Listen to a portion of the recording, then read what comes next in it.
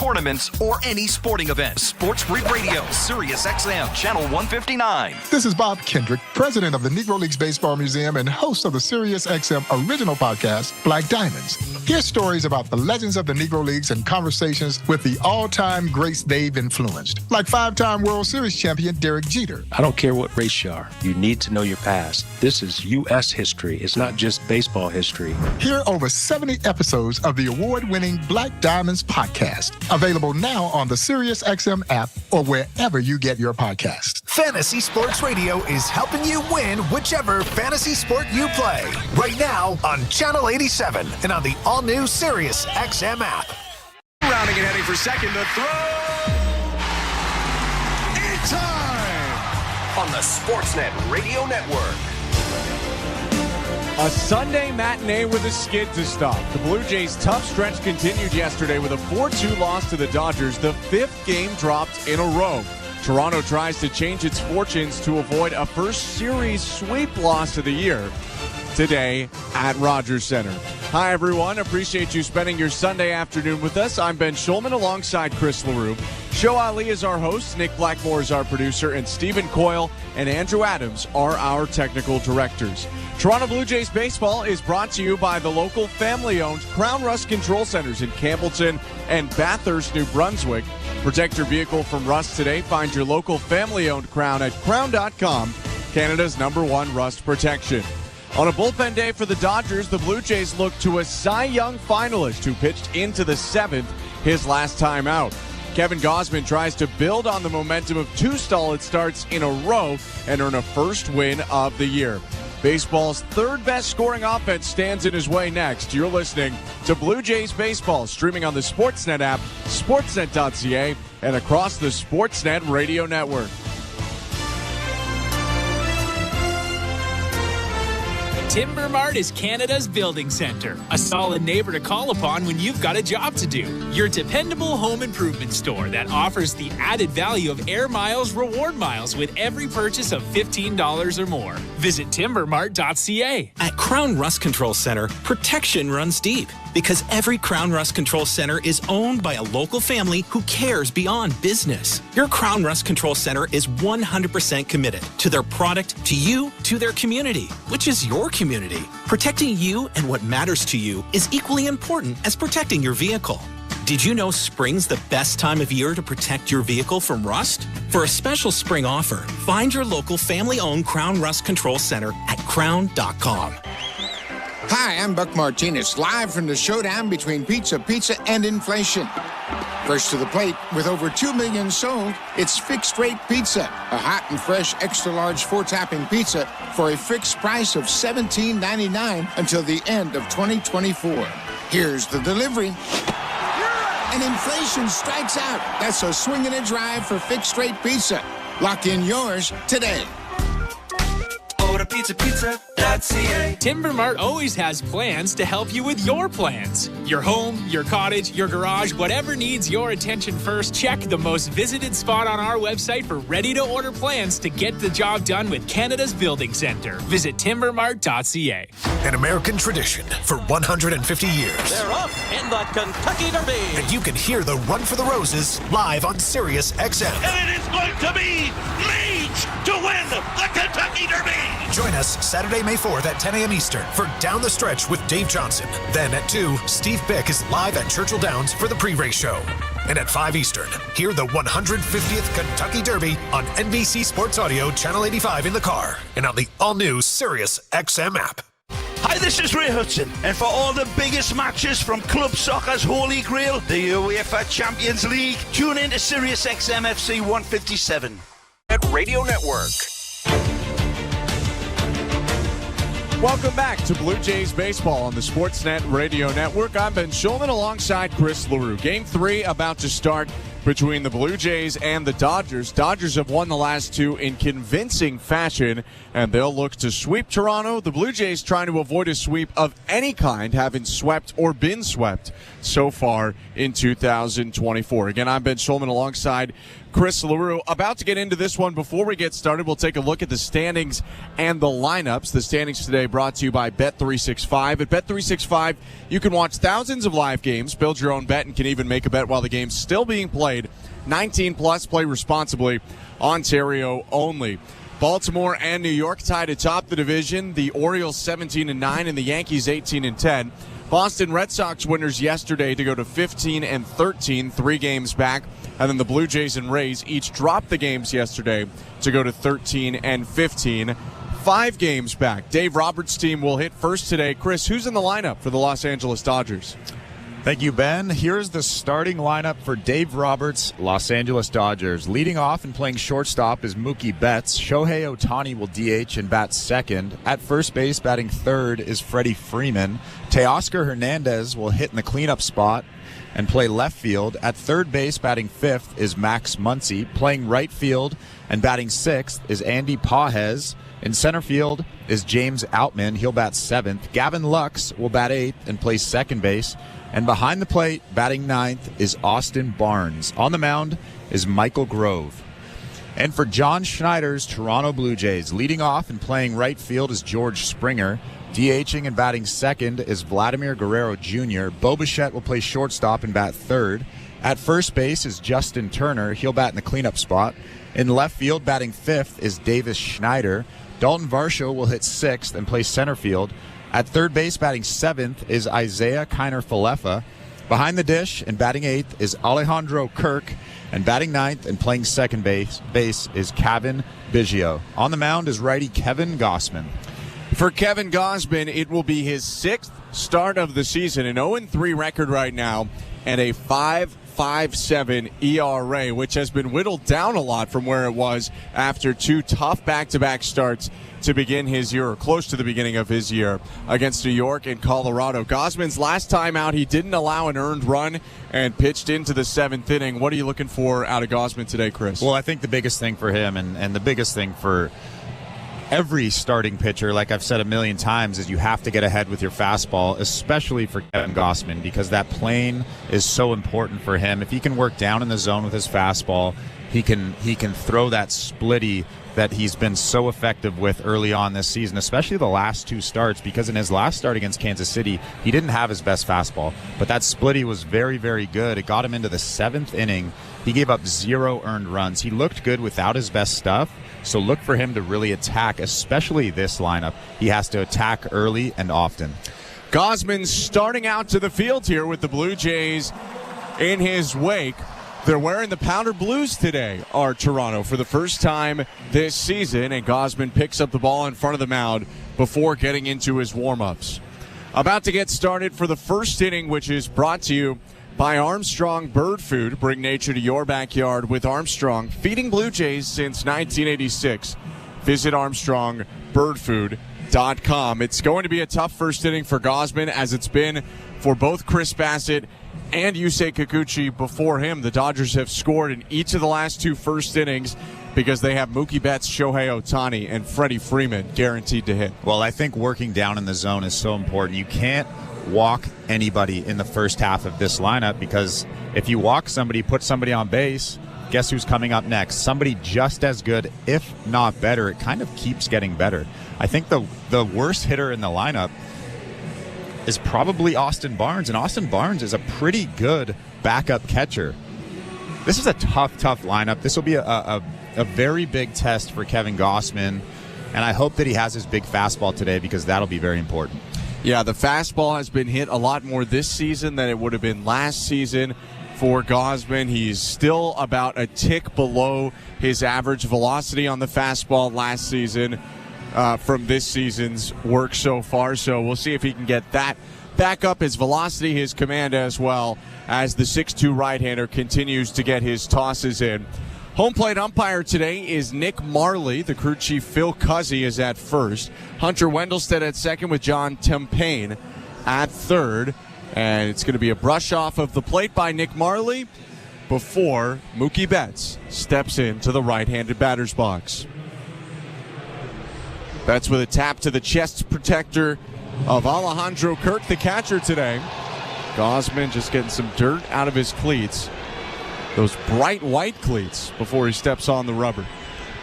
Blue jerseys and pants, powder blue for the Blue Jays. Gray uniforms for the Dodgers.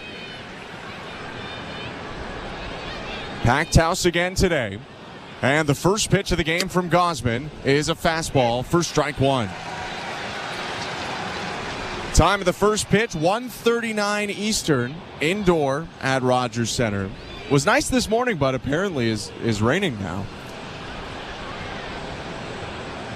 Right-hander bounces on his front left foot, fires home, and Betts grounds the ball to short. Vacuumed up by Bichette. Overhand throw to first. Received there by Turner for the first out of the game. And right on cue. Two good fastballs, two sinking fastballs down in the zone. Not his best velo, but we've seen him do that a lot this season where he's 92, 93 in the first inning or two, and then he'll bump it up to 94 to 96 later on in the ballgame. He'll have to have his best stuff here. It's Shohei Ohtani stepping in, the .347 hitter who hit his 7th home run of the season in the opener of this series. A left-handed batter. And the pitch by Gausman, outside ball one.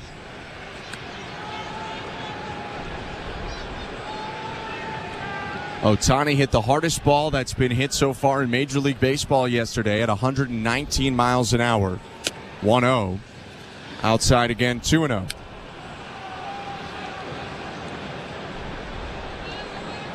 Tall, imposing left-handed hitter. Keeps his hands far away from his body and up near his head. 2-0. In there on the outside edge with the splitter. 2-1.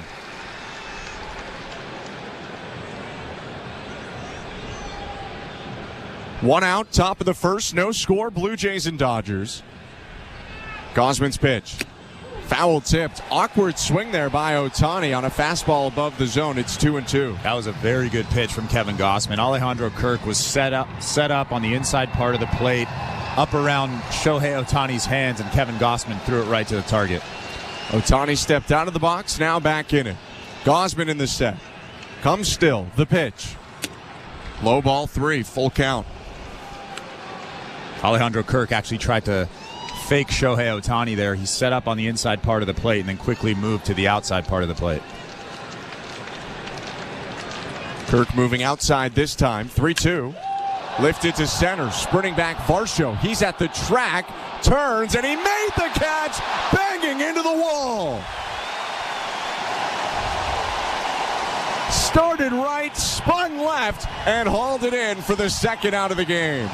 Well, Shohei Ohtani hit that right on the screws, and Dalton Varsho got turned around a bit out near the wall in center field, but he's so good at finding that baseball at the last second and runs into the wall. Kevin Gausman with his hand up in the air, appreciating that effort. Varsho had a little bit of wall for lunch there. Went face first into the fence, but made the play. Gausman raised his right hand in the air in recognition. And now with 2 outs, here's Freddie Freeman. First pitch is called strike one.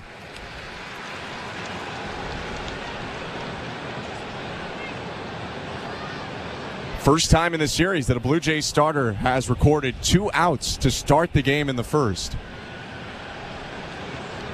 0-1. Swing and a miss, strike two. Still a really tough hitter in Freeman, batting .305, 18 RBIs. But it would be big for the Blue Jays to not have to start a game trailing like they have each of the last 2 days. With 2 outs and nobody on, the 0-2. Foul tipped into the glove, strike three. On ground out, a fly out, and a strikeout, it's a 1-2-3 top of the first for Kevin Gausman. Springer, Guerrero, Bichette to hit in a scoreless ball game, bottom of the first when we return. You're listening to Blue Jays Baseball, brought to you by your local family-owned Crown Rust Control Center, streaming at sportsnet.ca and the Sportsnet Radio Network.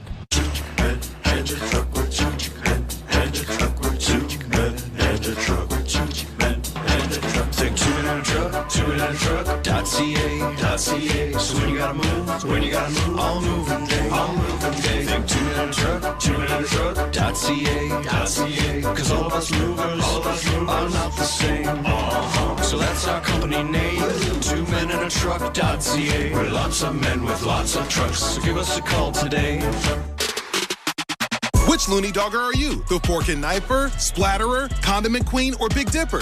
This season at Rogers Center, every Tuesday home game is Looney Dogs Night, presented by Schneider's. You will have the opportunity to purchase $1 hot dogs from various concession stands around the stadium. Then show the world your Looney Dog style. Because whether you're the mustard maven or ketchup king, no Blue Jays game is complete without hot dogs. So don't miss out on this deal. Looney Dogs Night, presented by Schneider's, every Tuesday home game. At Bet365, we don't do ordinary. That's why we introduced in-game betting. Because when the game starts, the action doesn't stop. With in-game betting, you can wager on game props, player props, totals, and the money line. And remember, in-game, you can track your same-day parlay with the option to cash out. Check out in-game betting and find out why. It's never ordinary at Bet365. Must be 19 years or older. Ontario only. Please play responsibly. If you or someone you know has concerns about gambling, visit connexontario.ca. Hey, this is Isaiah Kiner-Falefa. You're listening to Toronto Blue Jays Baseball on the Sportsnet Radio Network.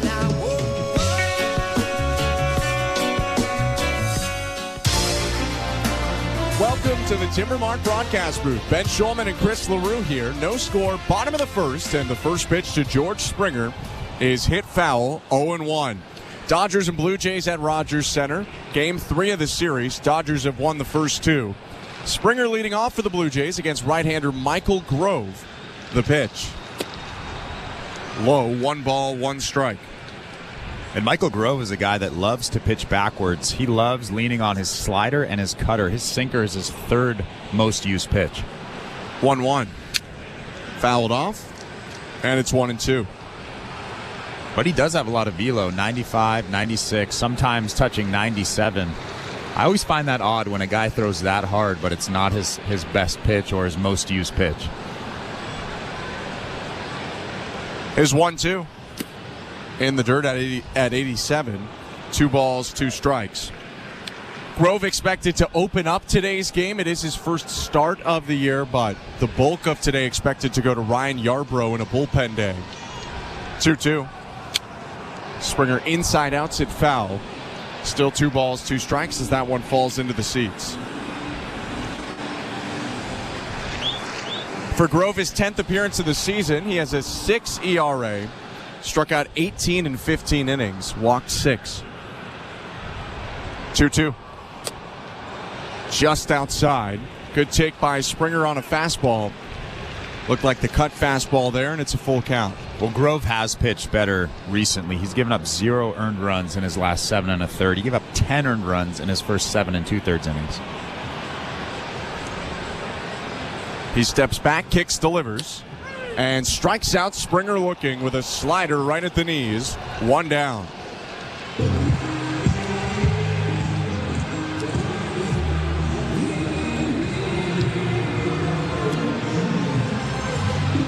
Here's Vladimir Guerrero Jr., 1 for 4 yesterday. 3 strikeouts and a double. Right-handed hitter in the box, and the pitch. Foul tipped back, strike 1. For Guerrero, that double was somewhere in between 117 and 118 miles an hour off the bat. The 3rd hardest hit ball of the season by any player. They'd like it to come more frequently, though, for the 208 hitter, who rips the next pitch into right center, a base hit. That one rolling toward the track, cut off by the center fielder Outman, who will limit Vlad to a single. But another hard hit ball there, and Guerrero has the first base hit of the day. Yeah, right on cue. He absolutely crushed that baseball into the gap in right center. He only gets a single. James Outman does a good job cutting that ball off, but again, he's using the big part of the field. That's the most important thing for Vlad, along with swinging at good pitches, using that big part of the field. And as he did right there, that was a great swing. He's on first, the pitch to Bichette. Uncomfortable swing and a miss from Bo, who tried to hold up. 0-1. No score, bottom of the first inning. Blue Jays and Dodgers. Michael Grove from the set for the first time today. 6'3" righty, holds the ball at his belt, kicks and fires. Lofted foul right side, 0-2.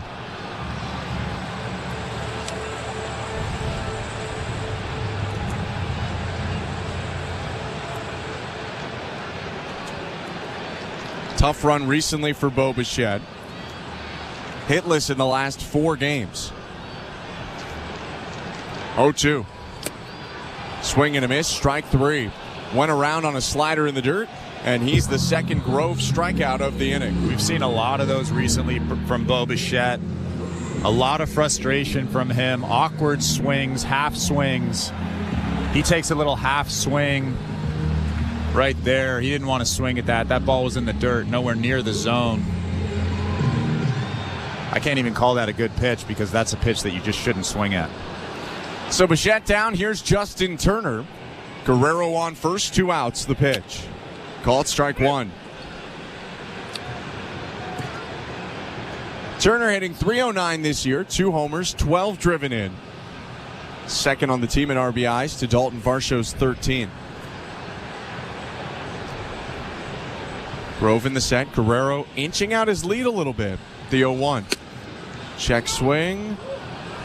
Peel down to first. No swing, says crew chief Phil Cuzzy. 1 ball, 1 strike.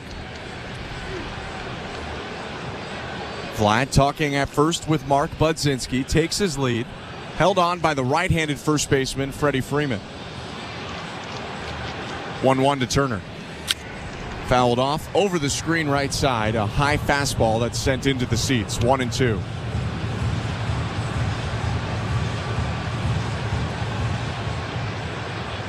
Grove looking down at the mound. Now turns his attention to the plate, tucking his glove on the left side of his chest. Comes set at the belt. The right-hander kicks and delivers.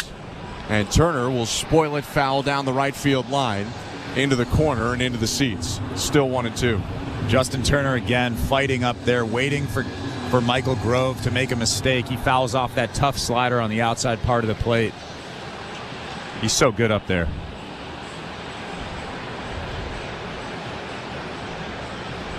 Turn and a throw to first. Vladdy moved the wrong way and he's picked off. Guerrero jabbed right, dove back left, couldn't get there in time.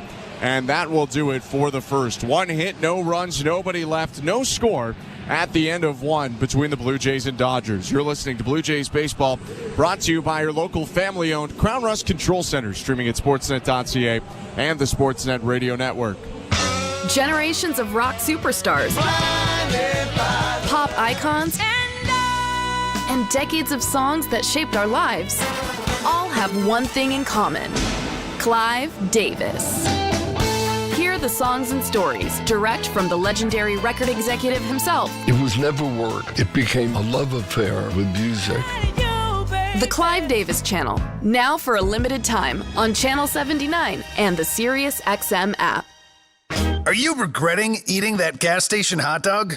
Yeah, we know. We've been there too. This is a message for baseball fans like you. Did you know that you get a channel that's talking baseball 24/7 as part of your Sirius XM subscription? What? Our lineup includes shows hosted by former big leaguers and executives. Plus, you'll hear from 17 managers each week. MLB Network Radio is on Sirius XM Channel 89, or just search MLB Network Radio on the SXM app. Sirius XM Sports. We're more than just a game. Fantasy Sports Radio is helping you win your fantasy leagues. Right now on Channel 87. It's a home run for Ronald Acuna. From in-season fantasy baseball management to daily fantasy playoff basketball to reacting to the NFL draft, Fantasy Sports Radio is here to help you dominate. Don't ever take a player that you don't intend to keep all year. Don't do it. It's terrible management. Fantasy Sports Radio, your home for fantasy sports. Channel 87 and on the all-new Sirius XM app. Hey, baseball fans, the NBA postseason is in full swing, and your home for nonstop discussion every day and playoff action on the court every night is Sirius XM NBA Radio Channel 86 and on the brand new Sirius XM app. Sportsnet Radio Network. The second inning is presented by Bet365. At Bet365, you can bet live in-game on game props, totals, and the money line. Download the app and find out why it's never ordinary at Bet365. 19 plus, play responsibly. Ontario only. I'm Ben Schulman alongside Chris LaRue. Top of the second at Rogers Center. No score between the Blue Jays and Dodgers. Former Blue Jay Teoscar Hernandez leads off for LA. Kevin Gausman, his teammate in 2022, faces off against him. Right on right pitch. Smoke to center. Varsho ranging back, running to right center, makes the catch on the liner. 1 out. I actually had a quick conversation with Teoscar yesterday. I ran up to him, shook his hand, said, "Hey, how do you love LA?" And he said, "Not as much as I love Toronto." And then I ran away. What, you get scared? No, it was just like a quick conversation. He was in the middle of something, but I thought that was interesting. No, I don't know if he was just saying that because I'm from here, but he must have really loved Toronto. It's the place where his career really springboarded. Here's Max Muncy, the pitch. Outside, 1-0. Hernandez was a guy who started with Houston but didn't figure it out until he got to Toronto. Muncy started with Oakland, actually, but really put it together once he was released and then picked up by LA. Takes the 1-0 pitch for a strike on the inside edge, 1-1.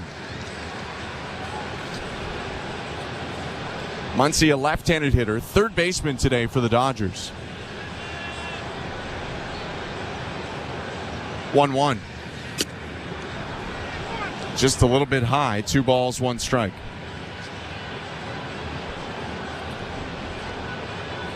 Hiked up pant legs for the left-handed hitter. Blue sleeves under the gray jersey and a blue elbow guard as well. Gausman's 2-1. In there, strike 2.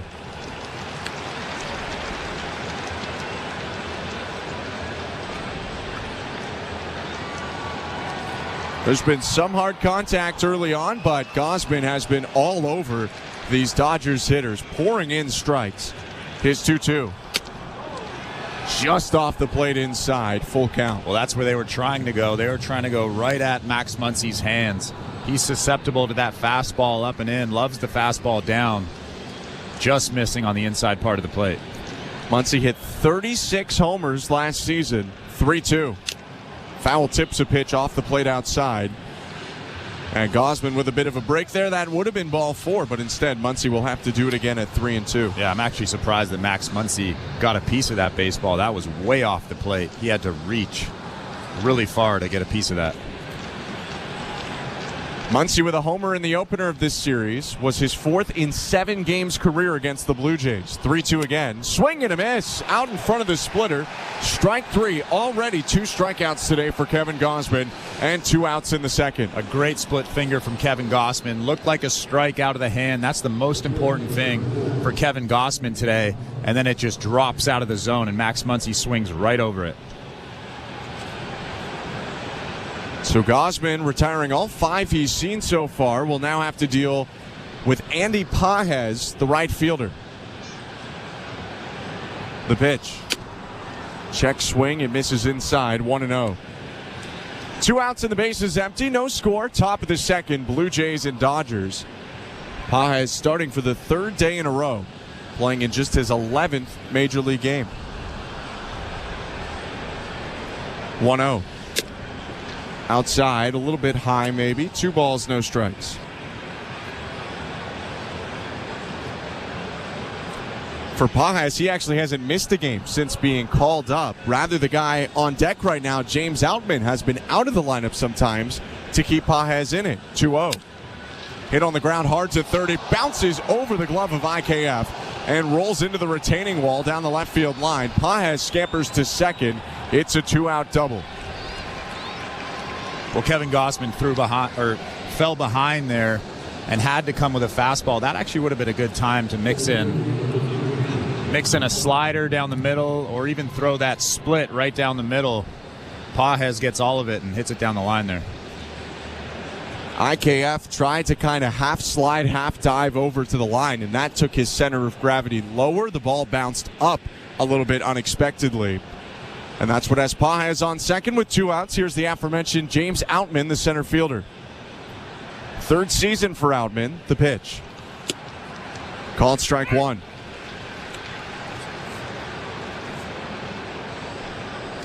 Struggling out of the gate, Outman with a 182 average, 2 homers and 8 RBIs in 25 games this year. Did come up with a hit and a walk in the opener. 0-1. A little bit low and in. 1 ball and 1 strike.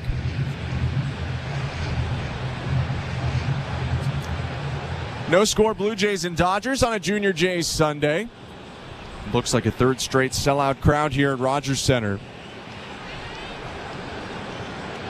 1-1. Down and in, 2 balls, 1 strike.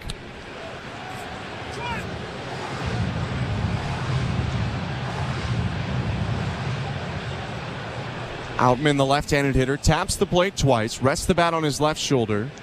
Now moves it slightly above that shoulder. 2-1. Swing and a miss. Kirk with a throw to second. Pages caught off the bag, running to third. The throw to third in time. They got him. Kirk to Bichette to IKF. They pick Pages off on a back pick from Alejandro Kirk, and that will end the inning. No runs on a hit, no errors, and nobody left for the Dodgers. No score. Middle of the second. You're listening to Blue Jays Baseball, brought to you by your local family-owned Crown Rust Control Center, streaming at sportsnet.ca and the Sportsnet Radio Network. The Blue Jays are inviting you to work from Dome. Put it in your calendar. 307 weekdays starts this season. You can work from Dome with friends or coworkers at Rogers Center. It's a game changer. Make the ballpark your office for the afternoon. Work from Dome, 307 weekday starts. Let's touch base. Check out ticket options on bluejays.com/workfromdome. At Crown Rust Control, protection runs deep because every Crown Rust Control Center is owned by a local family who cares beyond business. Your Crown Rust Control is 100% committed to their product, to you, to their community, which is your community. Protecting you and what matters to you is equally important as protecting your vehicle. Did you know spring's the best time of year to protect your vehicle from rust? For a special spring offer, find your local family-owned Crown Rust Control Center at crown.com. Bring excitement to your landscape with proven winners, Color Choice Shrubs. These flowering shrubs and evergreens have been trialed and tested by experts to make sure they look better and bloom better, so they're just as easy to care for as what's in your landscape now, but a whole lot more colorful and interesting. Look for proven winners, Color Choice Shrubs, in the distinctive white container at your local garden center, or learn more at provenwinnerscolorchoice.com. This is Jordan Romano, and you're listening to Toronto Blue Jays Baseball on the Sportsnet Radio Network. Bottom of the second inning at Rogers Center. No score, Blue Jays and Dodgers. Justin Turner leads off for Toronto. He was up when Vladimir Guerrero Jr. was picked off to end the first. I'm Ben Schulman alongside Chris LaRue. The pitch from Michael Grove is flipped in there for strike one. The slow curve at 80 miles an hour.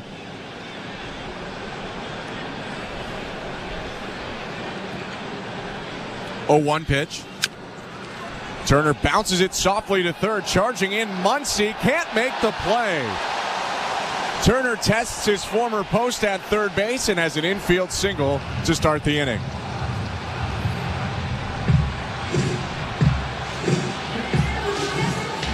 Now batting, number 37, Davis Schneider. Let's welcome our future announcer, presented by Rogers, 11-year-old Brody from Newmarket, letting us know that Davis Schneider is at the plate.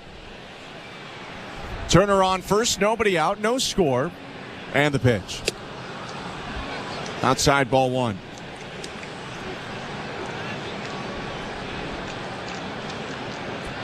Schneider had the biggest offensive output of any Blue Jay yesterday. 1-0.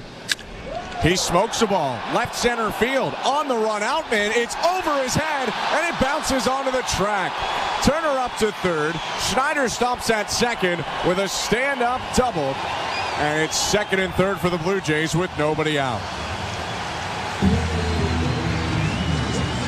Now batting, number 25, Dalton Varsho. Again, that's our future announcer, 11-year-old Brody from Newmarket. And hey, if things keep dropping like this, they might have to keep Brody around on a full-time salary because the Blue Jays are cooking right now in the bottom of the second. Dalton Varsho up, the left-handed hitter. Lots of room on the infield to the right with both playing back if Varsho wants to bunt. First pitch. Called strike one. Davis Schneider's so good at hitting that hanging breaking ball. Michael Grove hung that slider right over the middle, and Davis Schneider drilled it into the gap. He's been so good all season hitting the hanger. 0-1. Varsho takes inside to even up the count at 1 ball, 1 strike. And this is a huge opportunity for the Blue Jays to go ahead 2-0. You have no outs, 2 runners in scoring position. Dalton Varsho just needs to lift something to the outfield. Medium depth for all 3 outfielders. 1-1. Bounce softly to first, picked up by Freeman. Fair ball. Both runners advance, and that'll be an RBI ground out for Dalton Varsho. Works the same as the fly ball. It's 1-0 Blue Jays. Turner in to score. Schneider up to third.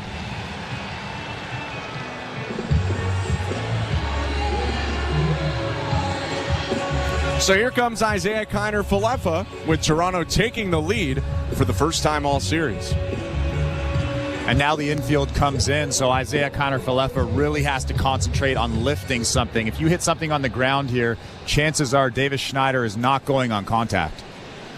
Yeah, every infielder with their toes on the turf. First pitch. IKF takes outside, 1-0. 1-0 Blue Jays, bottom of the second. Schneider talking right now with Carlos Fablis, who leans on his right shoulder and whispers something in his ear before Schneider takes the lead. Right on right pitch to IKF. Bounce softly up the third baseline. Schneider going. Glove by Muncy. He'll throw to first, and the Blue Jays pick up another run. Muncy had an opportunity to make a tough throw over Schneider for a tag play at the plate.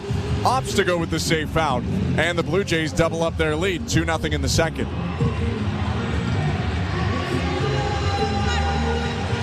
RBI for Isaiah Kiner-Falefa, his 6th of the year.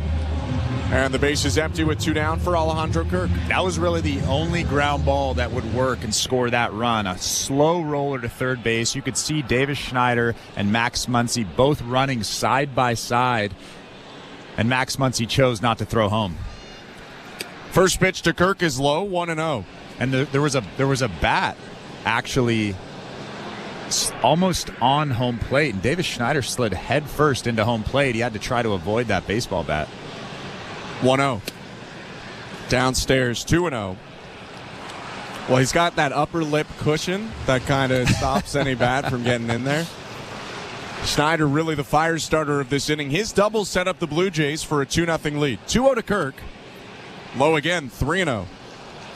Kevin Biggio, the 9-hitter for the Blue Jays, getting in some hacks on deck. 2-0 Toronto, bottom of the second inning. Grove taking a second here. And now back on the rubber. 3-0 pitch. Called strike one. Kirk was taken all the way. He'll set up now for a 3-ball, 1-strike pitch after that fastball. Yeah, very different feel to this ball game. Blue Jays leading 2-0. Michael Grove on the mound. No Tyler Glass now. 3-1 is hit well, right field. Chasing Pages back, he turns. It's gone! First home run of the season for Alejandro Kirk, and the Blue Jays lead 3-0.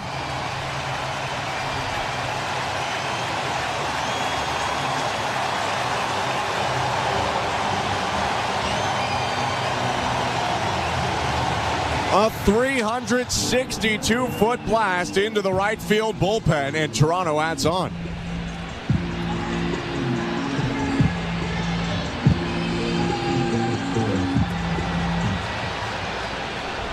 Here's Kevin Biggio after the big swing from Kirk. 3-0 Blue Jays, bottom of the second. First pitch skips to the backstop, and it hit Biggio in the foot. He'll go down to first base. And this inning just continues for Toronto, already up by 3. Well, Ryan Yarbrough is warming up out there in the right field bullpen.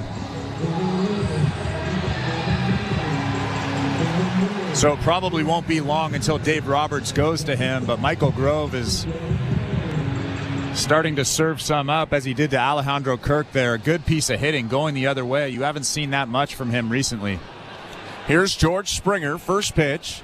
Hit foul, late swing decision there, 0-1.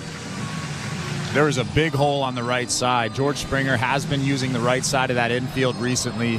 Freddie Freeman is holding Kevin Biggio on at first base. Gavin Lux is shaded towards second. almost directly behind second base. Decent sized lead for Biggio as well. 0-1. Check swing. Peel down to first. He went around, says Phil Cuzzy, 0-2. That's a tough pitch to swing at. That actually started off the plate, out of the hand. That's a ball. George Springer has been swinging at those pitches recently. He needs to lay off those. Trying to hold up there, but couldn't. And now he's in a 2-strike hole with 2 outs. The pitch.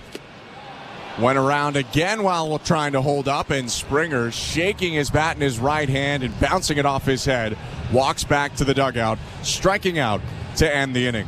Blue Jays score 3 on 3 hits, though. A Schneider double and an Alejandro Kirk home run has Toronto up 3-0 after 2. You're listening to Blue Jays Baseball, brought to you by your local family-owned Crown Rust Control Center, streaming at sportsnet.ca and the Sportsnet Radio Network. Bring excitement to your landscape with Proven Winners Color Choice Shrubs.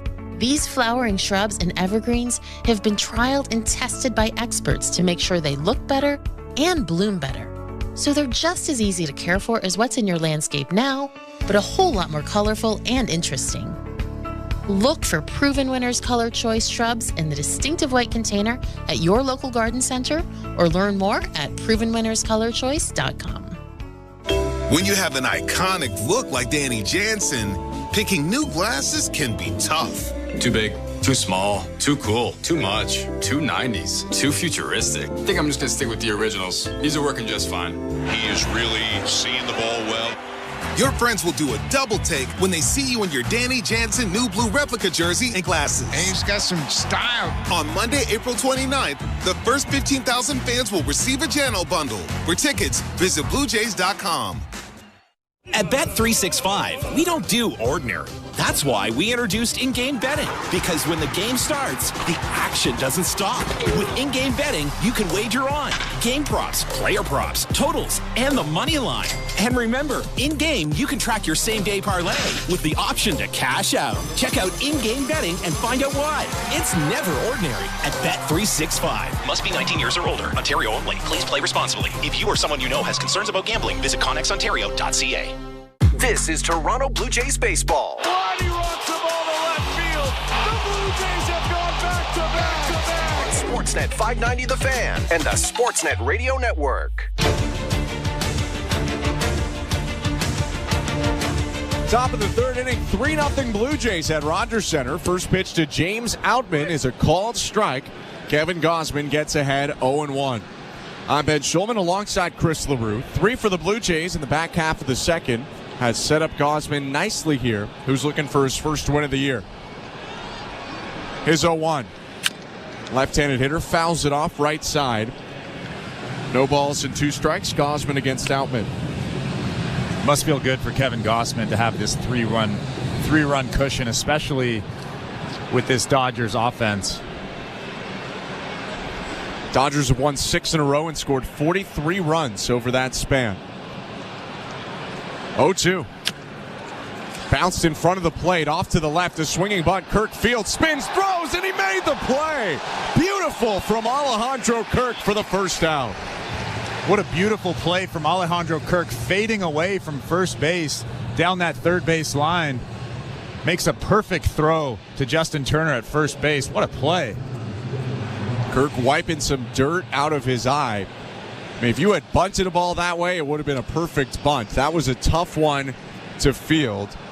And Kirk delivered an absolute strike to get the speedy Outman for the first out. Here's Gavin Lux, another left-handed hitter. Lux, the second baseman, batting 183. First pitch, hit foul, 0-1. This third inning is brought to you by the local family-owned Crown Rust Control Centers in Campbellton and Bathurst, New Brunswick. Protect your vehicle from rust today. Find your local family-owned Crown at crown.com, Canada's #1 rust protection. 3-0 Blue Jays, 1 out, bases empty, the 0-1. Check swing on a pitch high, appeal to third, no swing. 1 ball, 1 strike. Kevin Gausman's fastball is starting to tick up just a little bit. That last fastball was 94. The fastball to James Outman that he hit down the line was 95. 1-1 pitch is a heater at 93 for strike 2. But I think the biggest thing right now for Kevin Gausman is the command of that fastball. He's throwing it where he wants to throw it. And most importantly, he's throwing it with some life on it through the zone. 1 out already. His 1-2 pitch. Bounced softly down the third base line and rolling into left field for a base hit. Lux around first, headed for second. Throw from Schneider is laid. Lux in there with a slide, and he just beats the drift as the Blue Jays were playing to the pull side. IKF, the third baseman, way off the line, and he couldn't make it back to get that slow roller. Yeah, Gavin Lux does a good job of kind of just smacking that ball down the line. He knows where IKF is playing. IKF is almost where the shortstop would normally play. Davis Schneider does a good job picking that up and almost threw Gavin Lux out at second base. So a chance here for the Dodgers with the Blue Jays up 3-0, top of the third. 1 out runner on second. The pitch to Austin Barnes. Called strike one. There's that slider that you can kind of just flip in and steal a first pitch strike. Kevin Gausman's been good at that recently. He's thrown it a little bit more this year than last year, up from 10% last year to around 13% usage. 0-1 in the dirt, blocked by Kirk, who scrambles after it as it rolls up the first baseline. Did get a little bit further away from it last time out. Gausman had become very soft stuff heavy in general over a few starts in a row. Got back to the fastball a bit last time and has done that again today.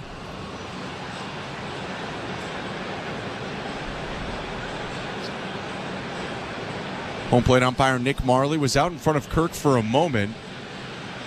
Now resets the clock and gets play back in order. Barnes in the box, batting right. Turning to throw to second. Biggio drops the throw. They weren't going to have the runner anyway. Lux dives back. Well, I think the biggest thing with Kevin Gausman and leaning on those off-speed pitches is I don't think he had the confidence in that fastball. The fastball velo was down. It was 91 to 94. That's probably the slowest I've seen him over the last few years. His 1-1. Fastball bounced to the right side, picked up by Guerrero, flipped back to the covering Gausman in time. Lux will advance from second to third, but there are now 2 outs for Kevin Gausman here, who has to face Mookie Betts. And right there, a good fastball on the inside part of the plate. Jams up Austin Barnes. A good sinker, good life. He's really feeling that fastball right now, not really relying on the slider, not relying on that split right as of right now.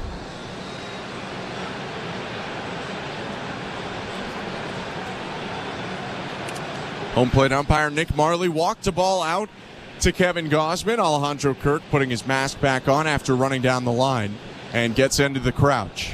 Runner on third is Gavin Lux. 3-0 Blue Jays. Top of the third inning at Rogers Center. Mookie Betts at the plate. Right on right pitch. Check swing. It was inside. Appeal down to first. No swing. Ball 1. Today's the final Super Sunday of April, and Jays Care is giving away $1,000 cash prizes every half hour until 6:30 Eastern. Plus, you could take home the Mega Jackpot Wednesday, which is over $1.8 million. 1-0. Swing and a miss. Strike one. Visit BlueJays.com/5050 from Ontario or Nova Scotia to get your tickets before time runs out. Looks like it'll certainly be, not for certain, but it looks like it'll be at $2 million by the time the jackpot goes out Wednesday. 1-1 to Betts. Called strike two. Gausman gets a bit of a break there on a fastball that looked a hair inside, but he's ahead now, 1 ball and 2 strikes. Yeah, Mookie Betts isn't really used to those balls being called strikes. In off the plate just a little bit, probably doesn't like that call. Runner on third, 2 down. Top of the third, 3-0 Blue Jays, and the 1-2. Lifted to left, deep. Schneider going back, circling at the track, will make the catch just in front of it to end the inning. A double for Lux. That's all, though. He's stranded. And the Dodgers held scoreless through the first 3 innings. 3-0 Toronto over LA, middle of the third. You're listening to Blue Jays Baseball, brought to you by your local family-owned Crown Rust Control Center, streaming at sportsnet.ca and the Sportsnet Radio Network. Football season may be months away. The Chiefs are back-to-back Super Bowl champions. But Sports Grid Radio is talking about the lines, odds, and futures for the NFL. If you don't have a great quarterback in this league, you'll be lucky if you scrape 8. Whether you're looking at team win totals, props, or the best odds to win next year's Super Bowl, the only place to get the winning edge over the sports books is Sports Grid Radio. And I'm going to bet the Eagles to win the NFC before the year gets underway. Channel 159 in the car and on the all-new SiriusXM app. The South Carolina Gamecocks are on top of the women's college basketball world yet again. Perfection for South Carolina. 38 games, 38 wins. We're reacting to the perfect season and talking to the biggest names right here on Channel 374. Congratulations, Coach Saley. What does this particular title mean to you? This title is pretty special because it was unexpected. Keep it locked into SiriusXM SEC Radio as we continue to break it all down and celebrate the Gamecocks' third national title. There is no competition in soccer quite like the UEFA Champions League. And it's on SiriusXM FC. Kylian Mbappe delivering when it matters most. The stakes are higher now in the knockout stage, where one goal can transform a club's trajectory. Jude Bellingham's driving, scores! And one performance can turn a star into an immortal. Harry Kane finishes off the game. It's the Champions League knockout stage, and all the top matches are on SiriusXM FC 157 and the all-new SiriusXM app. The Blue Jays are in flight, leading 3-0. Blue Jays fans, this is Ross Atkins, and you're listening to Blue Jays Baseball on Sirius XM. Bottom of the third inning in downtown Toronto. The Blue Jays leading the Dodgers 3-0, and a new pitcher for LA on this bullpen day. We thought maybe they'd go to the left-hander Ryan Yarbrough second, but instead Alex Vezia, a fellow southpaw, is out of the Dodger pen. Middle of the order for the Blue Jays, Vladimir Guerrero Jr. leads off. And here's the left-on-right pitch. High fastball, 1-0.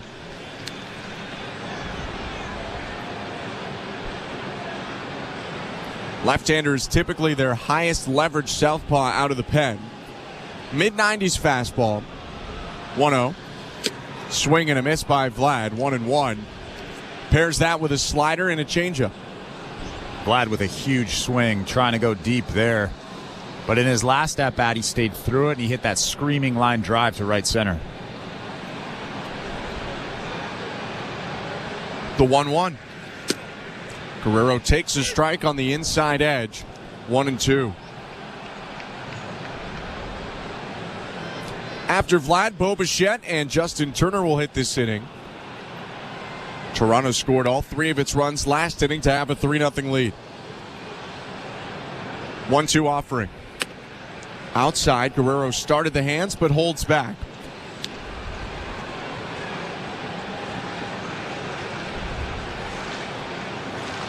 Average up to 215 from 208 after the single in the first. Was picked off to end that first inning. 2-2. Swing and a miss, beaten by 94 down the middle for the first out. Yeah, Vlad nodding his head, walking back to the dugout. He was fooled there. That was just a four-seam fastball right down the middle. Vlad obviously thinking off speed in the back of his head. Took a good swing at it, but just missed it. So with Guerrero down, here's Bo Bichette. 1 out, base is empty. 3-0 Blue Jays, home half of the third. Bichette struck out swinging on a slider in the first. He swings and misses at the first pitch. 0-1. Welcome to the Timbermart broadcast booth, encouraging you to step up for the home team and shop local. Timbermart stores are family owned and operated and know the value in giving back to the communities they serve. Now more than ever, it's important to shop local. 0-1. Hit foul right side into the seats. 0-2. In the Timbermart broadcast booth, I'm Ben Schulman. To my left, Chris LaRue. Show Ali, our host today. He and Jesse Rubinoff have Blue Jays talk after the game. Nick Blackmore, our producer, Andrew Adams, and Stephen Coyle, our technical directors. With 1 out, the 0-2 to Bo. Again, hit foul right side. This one a little bit deeper down the line.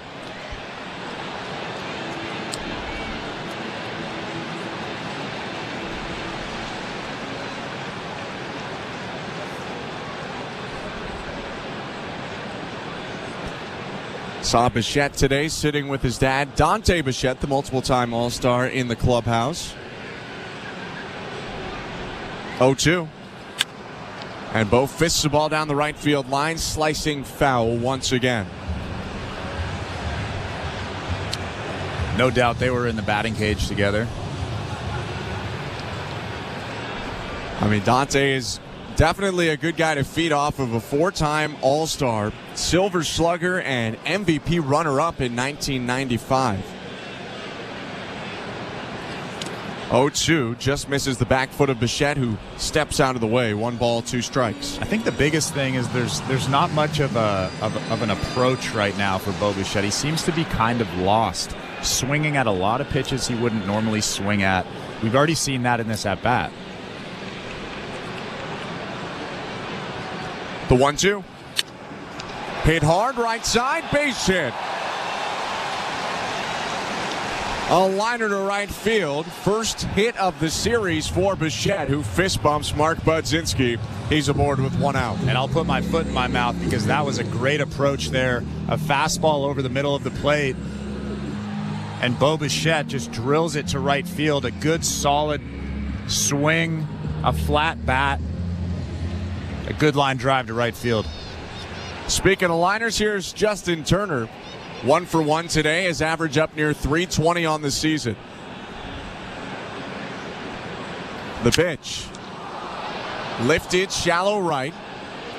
Camped under it, Pages squeezes it for the second out of the inning.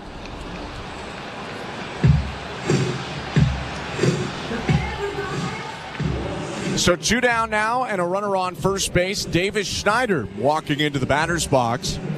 He's a big reason the Blue Jays lead 3-0 here in the bottom of the third. Schneider doubled after the Justin Turner single last inning, set up the Blue Jays with second and third. Ground balls would bring in both runners before Kirk's solo home run. The pitch from Vezia misses low. 1-0. I really like this matchup here. Davis Schneider is seeing the ball very well right now. Vezia throws that velo that Davis Schneider likes. 93, 94, pretty straight fastball. Left-hander comes set, fires home, and Schneider takes downstairs again. 2-0. And now you're ahead in the count. You have to zone up. Wait for something that you can hit. Fastball right down the middle. I would imagine Vezia will come with a fastball here.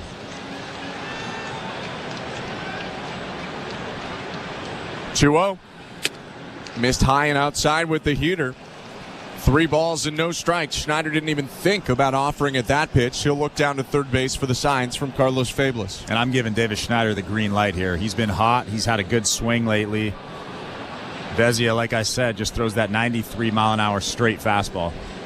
2 outs and a runner on first. The 3-0. Take it all the way. He takes strike 1 on the outside edge. 3-1. That was a good take. It was a strike clearly on the outside part of the plate, but not the pitch that Davis Schneider can drive. Still in a very comfortable count at 3 balls and 1 strike. An underhand swing brings the bat above his right shoulder and faces the 3-1. High, ball 4. Second walk in as many days for Davis Schneider. Bo Bichette pushed up to second. 2 on with 2 out for Dalton Varsho. He just looks comfortable up there, doesn't he? He looks like he knows exactly what he's doing. And so often we've seen him swinging at that elevated fastball, but over the last few days he just hasn't been doing that, and he's looked very confident.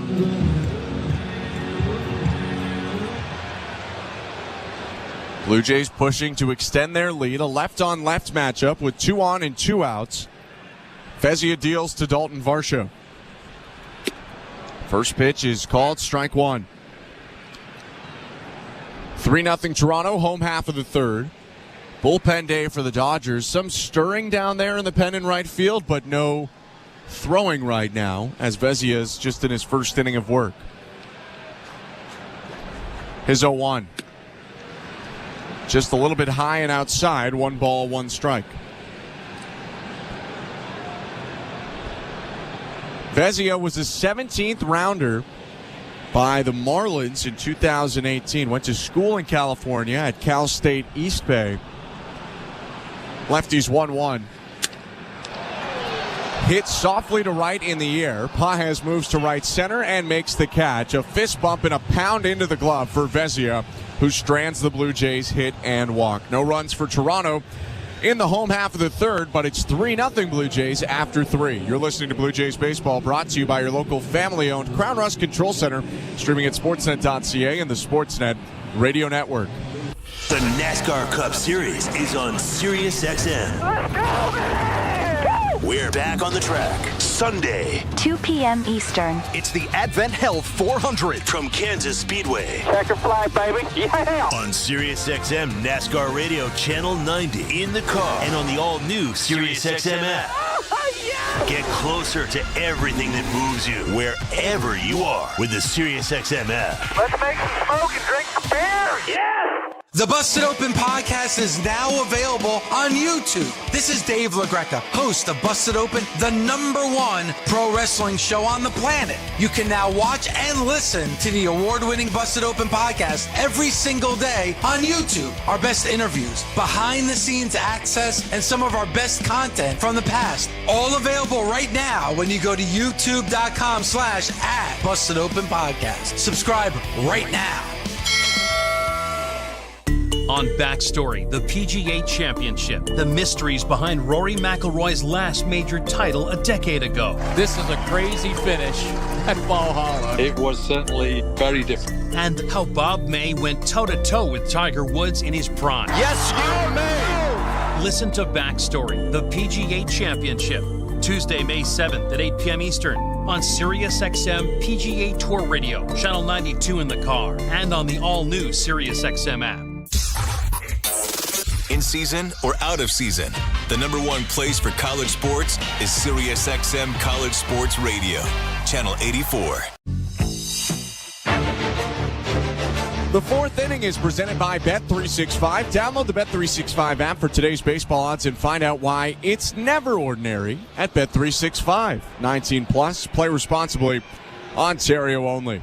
3-0 Blue Jays. We start the fourth with Kevin Gausman back on the mound and Shohei Ohtani at the plate for LA.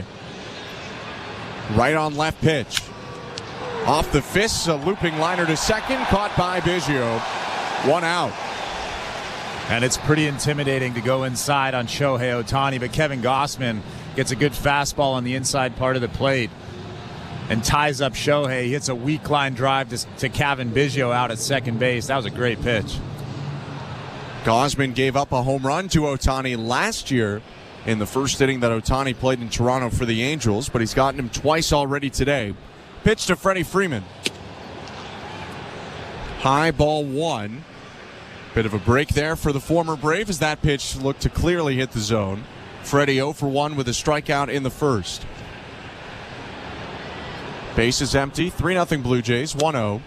Called strike 1. Let's look at the out-of-town scoreboard, brought to you by St. Louis Bar and Grill. Devilishly good since Toronto first raised the trophy in '92. Join them for wings, ribs, beer, cocktails, and catch every play at your local St. Louis Bar and Grill. Download the app or visit stlouiswings.com for more details. Always devilishly good.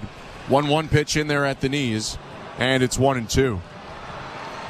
Lots of AL East action already underway here in Toronto. Blue Jays up 3-0. 1-2 to Freeman. Fouled off left side and into the 200 level. At Oriole Park at Camden Yards, the Oakland Athletics might have a beat on winning this series. They're up 4-2 on the Baltimore Orioles in the third inning. 1-2 pitch. Freeman pokes it foul left side again.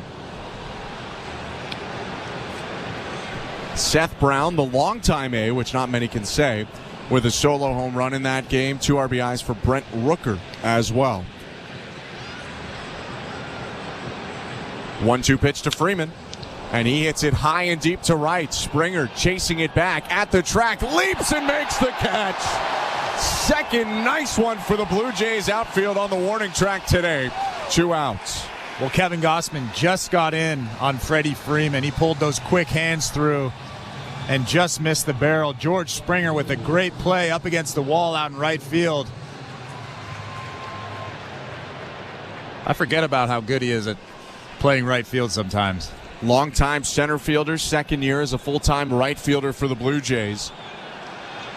Here's Teoscar Hernandez, who used to play beside him in the outfield. First pitch. Hit to center. Varsho starts in and makes the catch toward right center to end the inning. Our out-of-town scoreboard brought to you by St. Louis Bar and Grill. Middle of the fourth, 3-0 Blue Jays. You're listening to Blue Jays Baseball, brought to you by your local family-owned Crown Rust Control Center, streaming at sportsnet.ca and the Sportsnet Radio Network.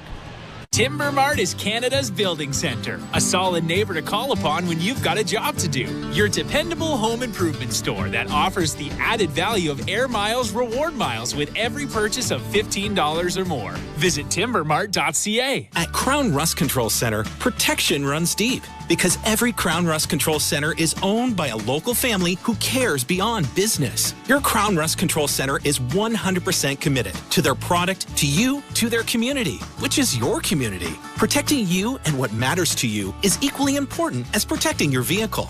Did you know spring's the best time of year to protect your vehicle from rust? For a special spring offer, find your local family-owned Crown Rust Control Center at crown.com. Timber Mart always has plans to help you with your plans. Your home, your cottage, your garage, whatever needs your attention first, check the most visited spot on our website for ready-to-order plans to get the job done with Canada's building center. Visit timbermart.ca. At Bet365, we don't do ordinary.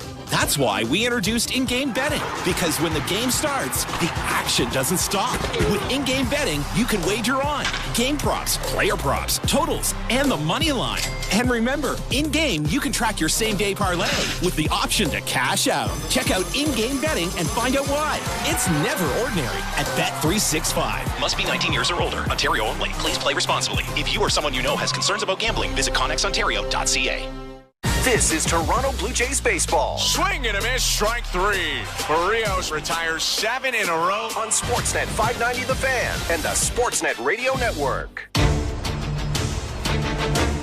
Welcome to the Timber Mart broadcast booth. I'm Ben Schulman alongside Chris LaRue. Show Ali, our host today, Nick Blackmore, our producer, Andrew Adamson, Stephen Coyle, our technical directors. New pitcher for the Dodgers, their third in 4 innings. Ryan Yarbrough, the lefty, takes over. The guy we expect to see for the longest portion of this game, longtime Ray, who gets to face off with the bottom third of the order to start in IKF Alejandro Kirk and Cavan Biggio.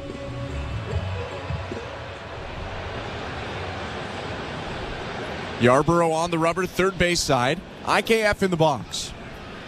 The left-hander rears back and fires. First pitch is called, strike one at the knees. And Yarbrough's another guy out of that strong Old Dominion University. 0-1. Hooked on the ground is short. Picked up by Mookie Betts. Throw over to first. Pulls Freeman off the bag, who catches it and tags IKF for the first out. Yarbrough, a draft pick out of Old Dominion by Seattle in 2014 in the 4th round. Traded to the Rays ahead of 2017, and that's where the majority of the work in his career has been made. He also, though, did pitch for Kansas City for the first half of last season. 23rd time he faces the Blue Jays. He's got one quick out. And here's the pitch to Alejandro Kirk. Inside, ball one. 3-0 Blue Jays, bottom 4. Nobody on, one out.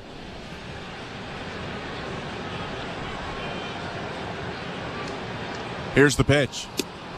In there, strike one. And you don't really see guys like Yarbrough anymore. Really soft tossing lefties. His sinker, that sinker right there was 84.4 miles an hour. You just don't see guys like that anymore. Yarbrough more than likely won't touch 90 when we see him today. He misses with a fastball at 85 to make it 2-1. He might not touch 86. He does average 86. But he is throwing even a little bit below his averages in terms of velocity right now. 2-1. Called strike on the inside edge, 2-2. He's got a big curveball, mixes in his cutter a lot as well. Will also throw a changeup. His 2-2. Kirk serves it up the middle into center, a base hit. 2-hit day for Alejandro Kirk. Follows up the homer with a single. He's aboard with one out, and Cavan Biggio entering. Kirk stayed right on that changeup. Bangs a line drive up the middle. I'm seeing a better approach from him, trying to use the big part of the field. That first homer was to right field. That single right there was up the middle. He's not pulling off today. I like the approach. Max Muncy creeps in, wary of the bunt from Biggio. And the left-on-left pitch. Misses outside, 1-0. Biggio was hit by the first pitch he saw today. Stranded at first base at the end of the second. Kirk on first in the 1-0. Swing and a miss. Over top of that slow, big breaking curveball at 71. Yeah, that curveball actually started at Cavan Biggio and ended up over the middle of the plate. Cavan Biggio way out in front. Yarbrough staring at Kirk at first, fires home, and just grabs the outside edge with another curve, 1-2. Delayed call there from Nick Marley at the plate. Those types of curveballs are so hard, especially left on left. That curveball starts behind you as a left-handed hitter and then breaks over the middle of the plate. 1-2 pitch. Biggio lifts it to shallow left. Hernandez started back, now coming in. The third baseman, Muncy, will get out there and squeeze it for the second out. And then because that curveball is so slow and so effective, Yarbrough is able to just sneak an 87-mile-an-hour fastball and jam up Cavan Biggio. That's why Yarbrough's good. He knows how to pitch, he knows how to get guys out, and he showed it right there. Yarbrough coming off a major injury last year when he was hit in the head by former Blue Jays prospect and now Athletics first baseman Ryan Noda. First pitch to George Springer, called strike one. 2 outs, runner on first, 3-0 Blue Jays, bottom 4. Noda hit in a 106-mile-per-hour liner off the face of Yarbrough, who had multiple fractures around his right eye. Did return, though, in July. Next pitch high, ball 1. Ended up being traded to the Dodgers at the deadline, and he's still in arbitration right now, so this year returned to the Dodgers, agreeing to a number before a trial of just under $4 million in salary. 1-1.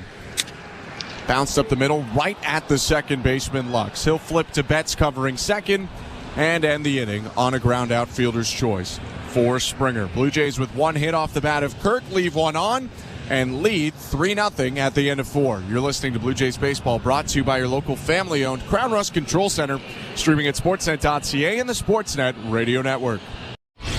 President Biden came to SiriusXM for a live interview with Howard Stern. Look at me sitting with the president. Look at me sitting with Howard Stern. Wow, I mean...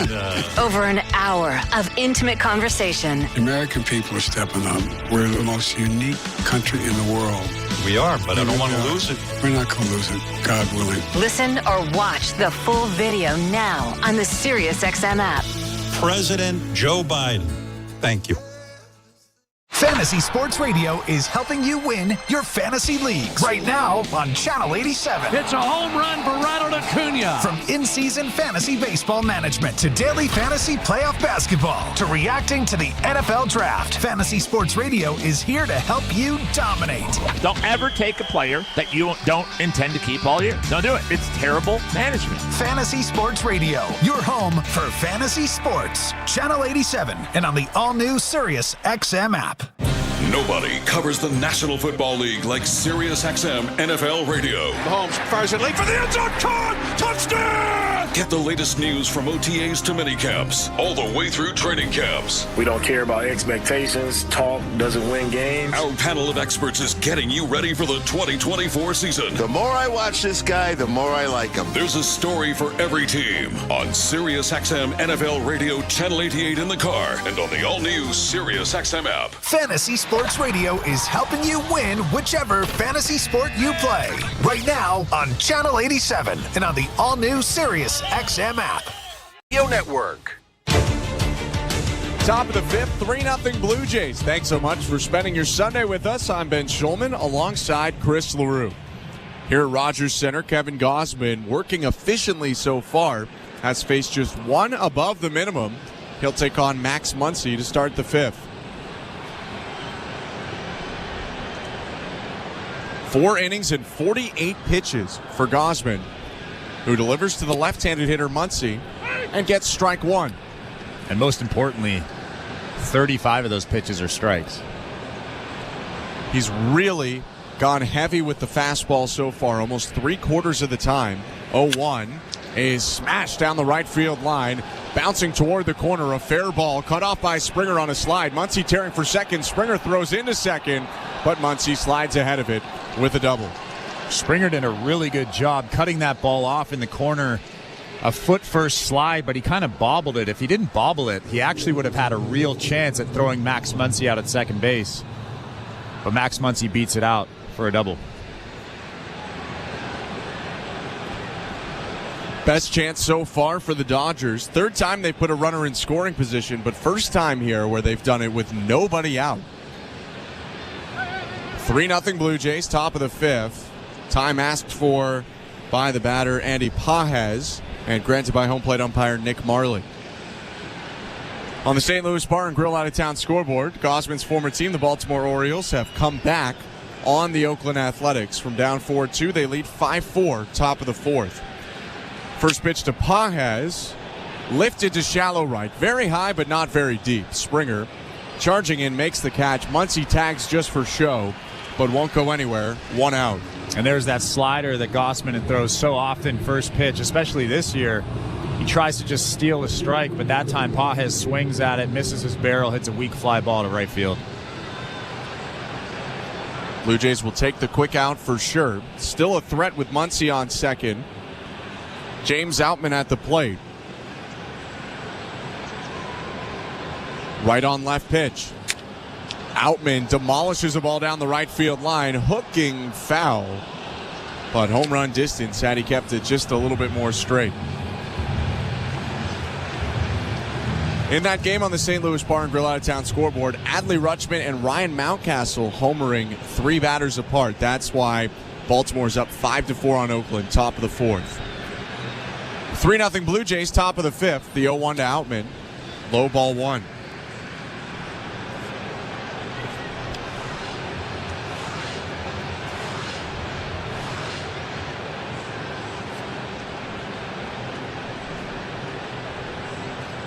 Muncy not the fastest runner out on second, so we'll see if he tried to score on a single.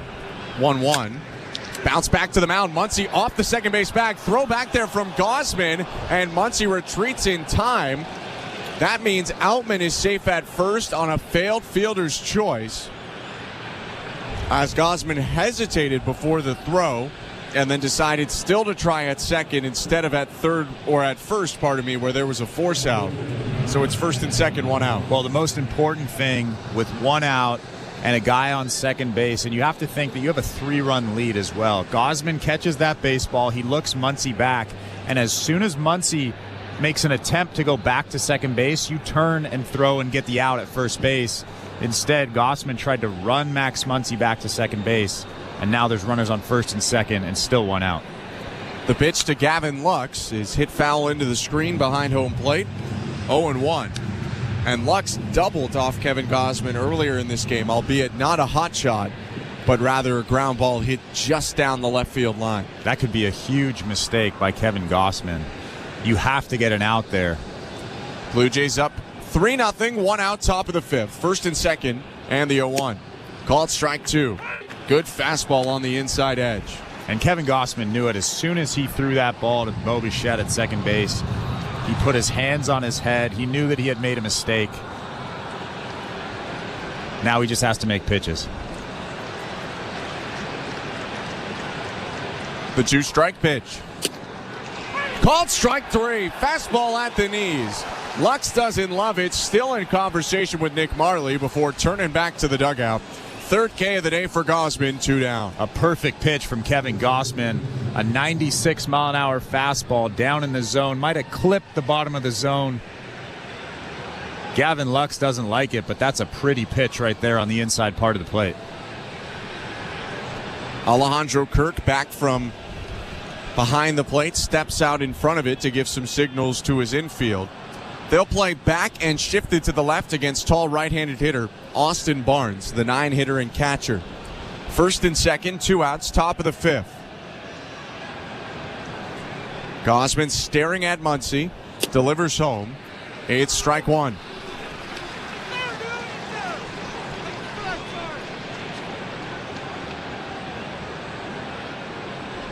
Bit of back and forth between Dave Roberts and home plate umpire Nick Marley. Here's the 0-1. In the dirt, 1 ball, 1 strike. And those aren't awful pitches. Those are maybe borderline, a little bit below the strike zone. Obviously, Dave Roberts is going on the reaction of Austin Barnes and Gavin Lux, and both those guys did not like those calls.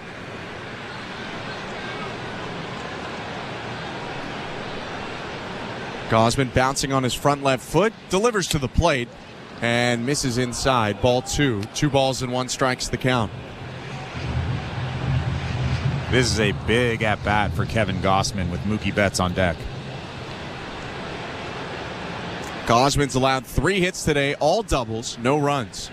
2-1. Hit on the ground is short. Bichette to his right, picks it up, throw to second, beats the runner. That was James Outman, and ends the inning. Gausman gives up 1 hit, strands a pair, no runs through 5 for the right-hander. Middle of the 5th, it's 3-0 Blue Jays. You're listening to Blue Jays Baseball, brought to you by your local family-owned Crown Rust Control Center, streaming at sportsnet.ca and the Sportsnet Radio Network. The NBA playoffs are in full swing. And the superstars are now battling mano a mano. And you can hear every second of the postseason on NBA radio. Mitchell out front, long 3. Bang! We're bringing you nonstop playoffs talk every day. This is what playoff basketball is, man. This ain't about pretty stuff. And all of the heart-pounding action every night. To the basket, alley-oop, to LeBron! Slam dunk! Your home for the postseason is NBA Radio Channel 86 in the car and on the all-new SiriusXM app.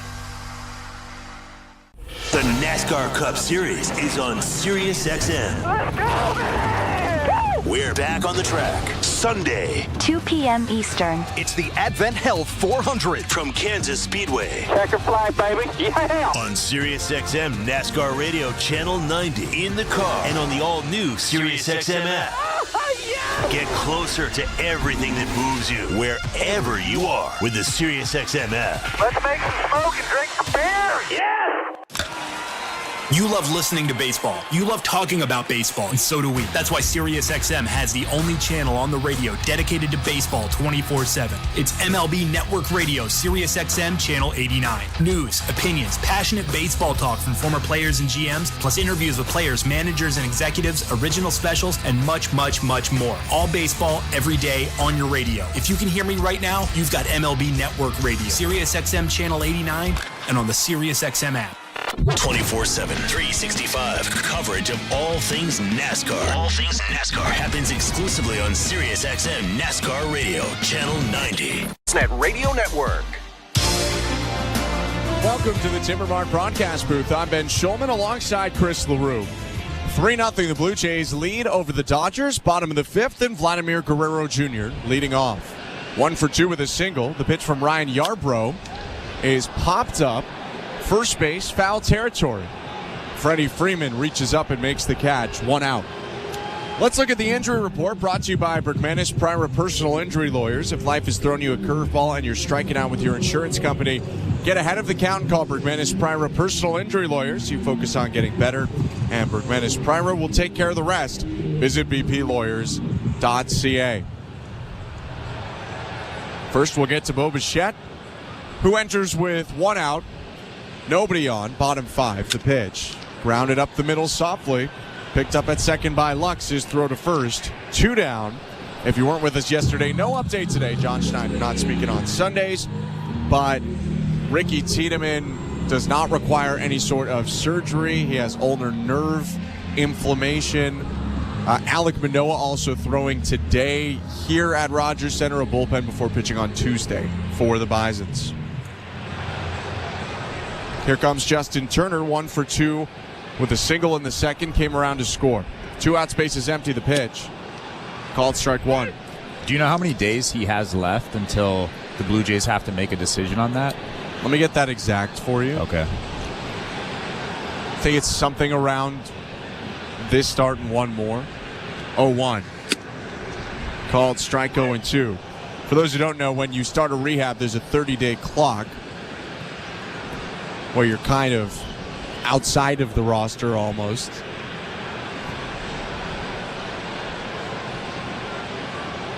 To Turner.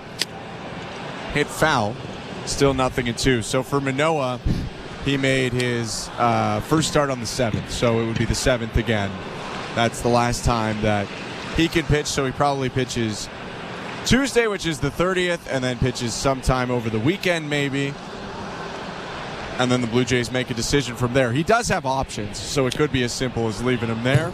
0-2 pitch hit foul again. Still 0-2. Davis Schneider was just in the on-deck circle with the donut. You know, the heavy donut that you put on your bat for a weight? He couldn't get it off his bat, and he was slamming his bat into the turf. Like, I'm not 8 or 9 times straight, and then finally he puts his hands up in the air and walks back to the dugout to try to get it off. 0-2. Smoked foul right side. Well, do we know for sure that he did get it off? He just has a new bat. Or just has a new bat. Although Schneider today, 1 for 1 with a double, a run scored, and a walk. So maybe not wanting to change his bat just yet. Needs Turner to get on to hit this inning. 2 outs in the 0-2 pitch. High ball 1. First time we're seeing Justin Turner in the powder blue. Matches the bright orange hair, bright red hair pretty well. Complementary colors, orange and blue. 1-2. Outside, 2 balls, 2 strikes.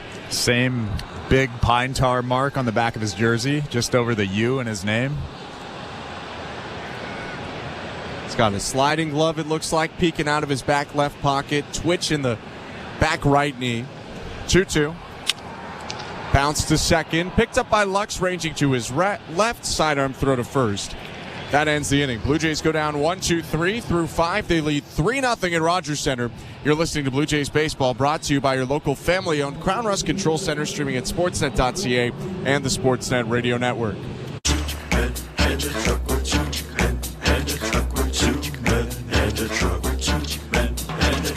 2 in a truck, 2 in a truck.ca. So when you gotta move, all moving day, all moving day. Think 2 in a truck, 2 in a truck.ca. Cause all of us movers are not the same. So that's our company name, 2 men in a truck.ca. We're lots of men with lots of trucks, so give us a call today. At Crown Rust Control, protection runs deep. Because every Crown Rust Control Center is owned by a local family who cares beyond business. Your Crown Rust Control is 100% committed to their product, to you, to their community, which is your community. Protecting you and what matters to you is equally important as protecting your vehicle. Did you know spring's the best time of year to protect your vehicle from rust? For a special spring offer, find your local family-owned Crown Rust Control Center at crown.com. Ontario is helping you keep more of what's yours. We cut the gas tax and scrap the license plate, sticker fee, and drive clean program for most vehicles, saving drivers across the province hundreds of dollars each and every year. Learn more about how you're saving more at ontario.ca/keeping costs down. Paid for by the Government of Ontario.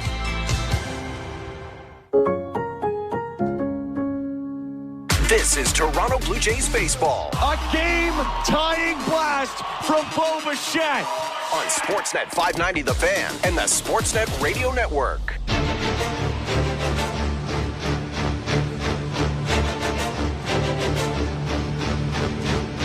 Welcome back to Rogers Center. Top of the 6th inning. Blue Jays and Dodgers series finale.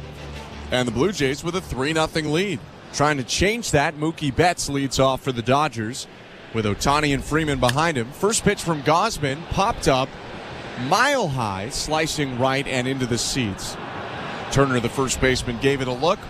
It's 0-1. Kevin Gausman is just pounding the strike zone right now. He's thrown 45 strikes in his 62 pitches. That's Chris LaRue. I'm Ben Schulman.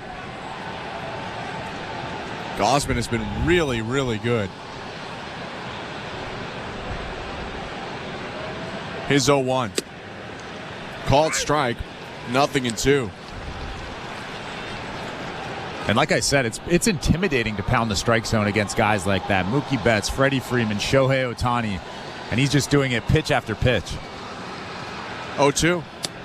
Mookie takes inside. Betts entered today hitting a Major League Baseball best .391. 9 doubles, multiple triples, 6 homers as well. The 1-2. Hit foul down the left field line on the ground. Still 1 ball and 2 strikes.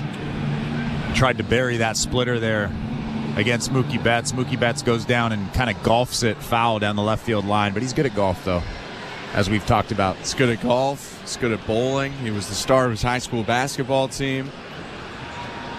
1-2. Popped up behind second. Biggio back into right center field, spreads his arms out to make the call and makes the catch above his head with 2 hands. That was a perfect sequence. Splitty down in the zone, almost on the dirt, and then an elevated fastball, 96 miles an hour, that Mookie Betts just gets under. Here's Shohei Ohtani 0 for 2. Fly out to center, soft line out to second. Infield shifts extremely for the pull-happy left-handed hitter. First pitch, low ball 1.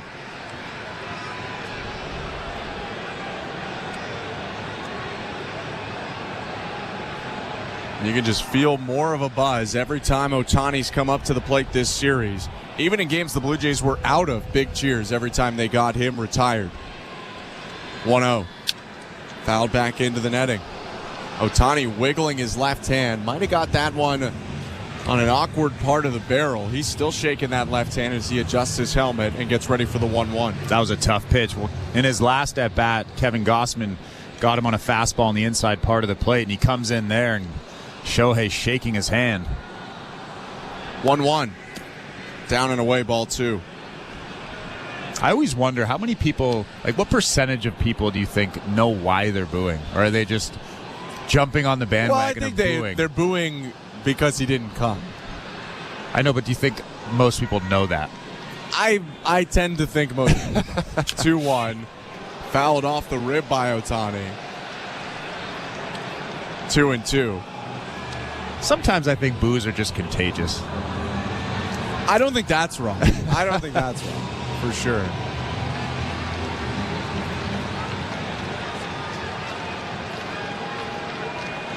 Ohtani feeling all right after fouling that ball into himself. Points the barrel up at the sky. 2-2 from Gausman. Called strike 3. 95 on the inside edge. Ohtani's shaking his head, but he'll have to go look at the iPad. That one right on the black for the second out of the inning. Yeah, Shohei clearly doesn't like that call, but that was right on the black.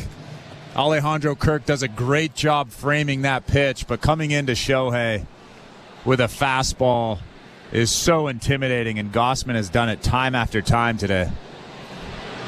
First pitch to Freddie Freeman, called strike 1.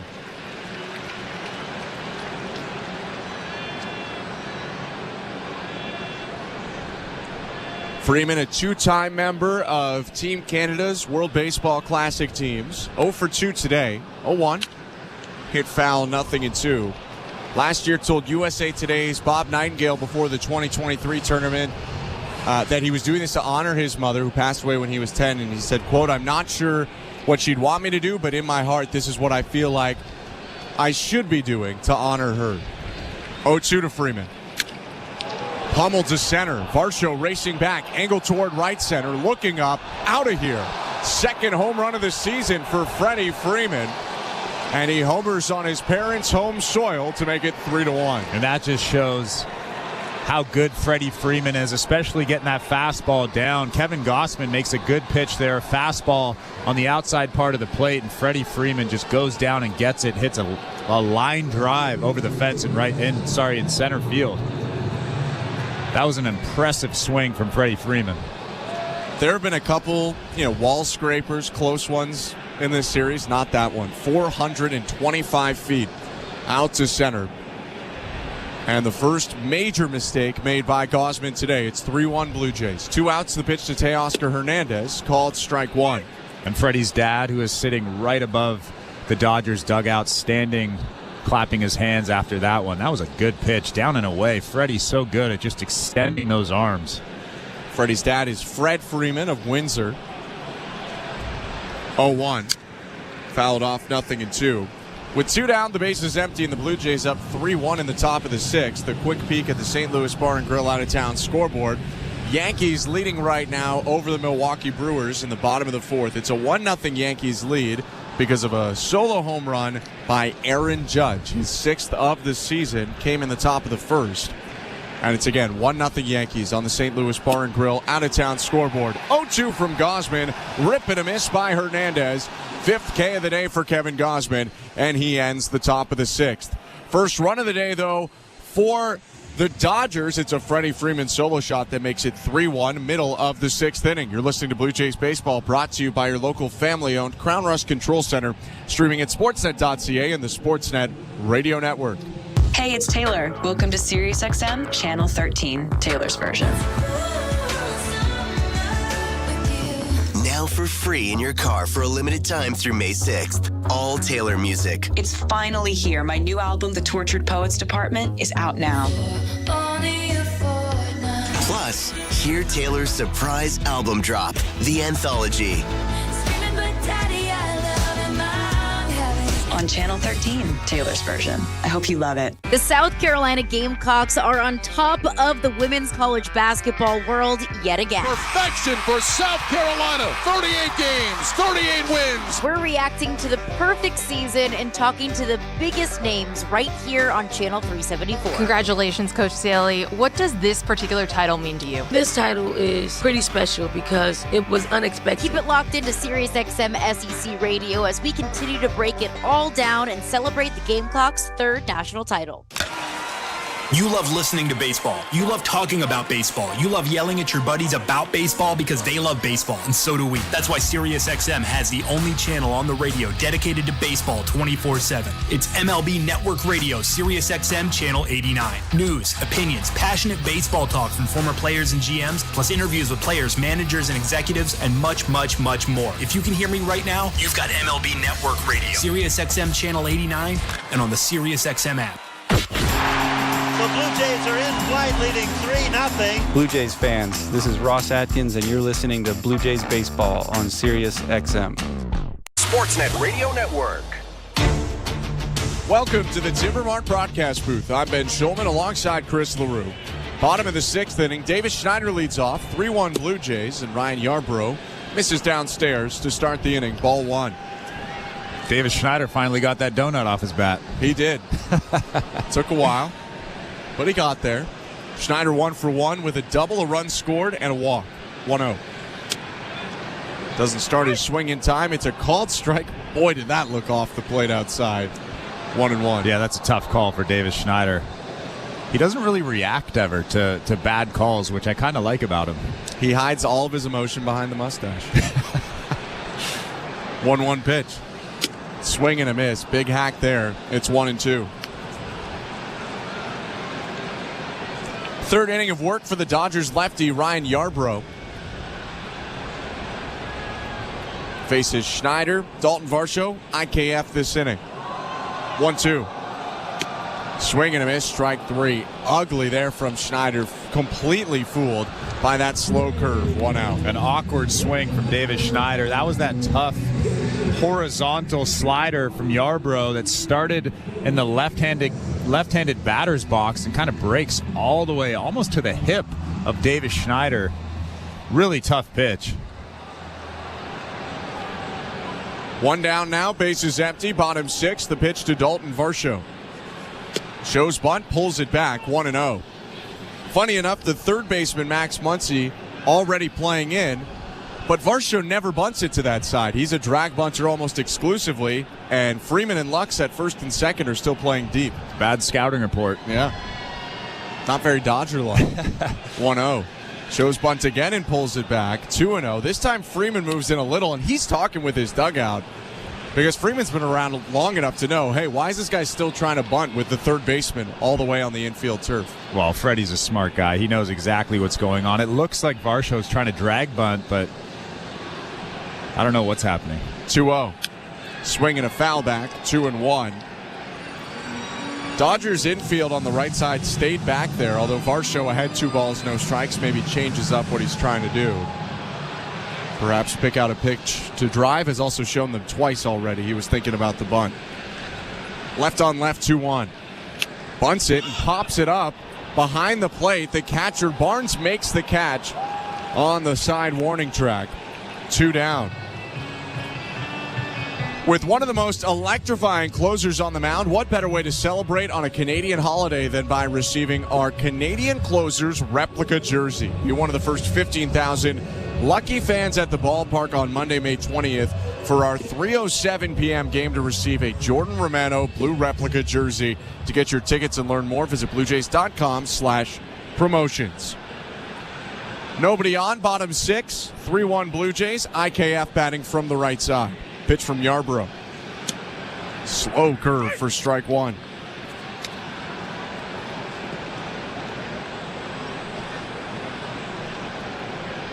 This is the 10th batter Yarbrough's faced in 2 2/3 of scoreless ball so far. He misses outside to IKF, 1-1. Left-hander came in to start the 4th inning, got IKF to ground out. One of 2 ground balls for the Blue Jays third baseman today.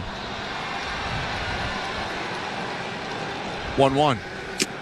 Foul tipped late there on the 86-mile-per-hour fastball, 1-2. Yeah, Yarbrough's so effective. It's fun to watch a guy like that who has well below average stuff just mow through a lineup. His 1-2. Swing and a miss, strike 3. Over top of the curveball, Kiner Falefa strikes out. It's a pair of Ks in the inning and a 1-2-3-6 for Ryan Yarbrough. 3-1 Blue Jays headed to the final third of the game. 7th is next. You're listening to Blue Jays Baseball, brought to you by your local family-owned Crown Rust Control Center, streaming at sportsnet.ca and the Sportsnet Radio Network. At Crown Rust Control Center, protection runs deep because every Crown Rust Control Center is owned by a local family who cares beyond business. Your Crown Rust Control Center is 100% committed to their product, to you, to their community, which is your community. Protecting you and what matters to you is equally important as protecting your vehicle. Did you know spring's the best time of year to protect your vehicle from rust? For a special spring offer, find your local family-owned Crown Rust Control Center at crown.com. Bring excitement to your landscape with proven winners, Color Choice Shrubs. These flowering shrubs and evergreens have been trialed and tested by experts to make sure they look better and bloom better, so they're just as easy to care for as what's in your landscape now, but a whole lot more colorful and interesting. Look for proven winners, Color Choice Shrubs, in the distinctive white container at your local garden center. Or learn more at provenwinnerscolorchoice.com. We're 2 men and a truck. And we've got lots of men and lots of trucks. Whether you're planning a move to a new home or to a new office down the hall, big or small, we move them all.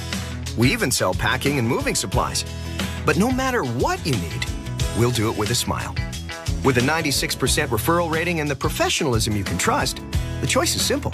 So when you're planning your next move, call 2 men and a truck. 2 men and a truck, the movers who care. This is Toronto Blue Jays baseball. Varsho smashes the ball to right field. It's gone! On Sportsnet 590 The Fan and the Sportsnet Radio Network.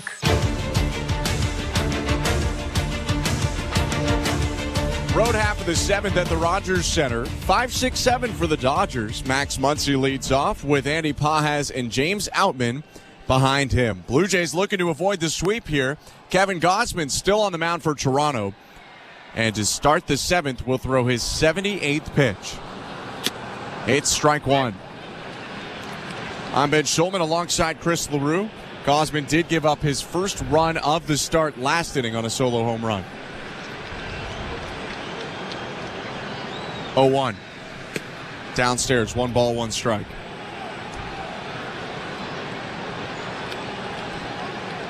Second start in a row, though, that Gausman pitches into the 7th inning. Went 6 2/3 in Kansas City on Tuesday.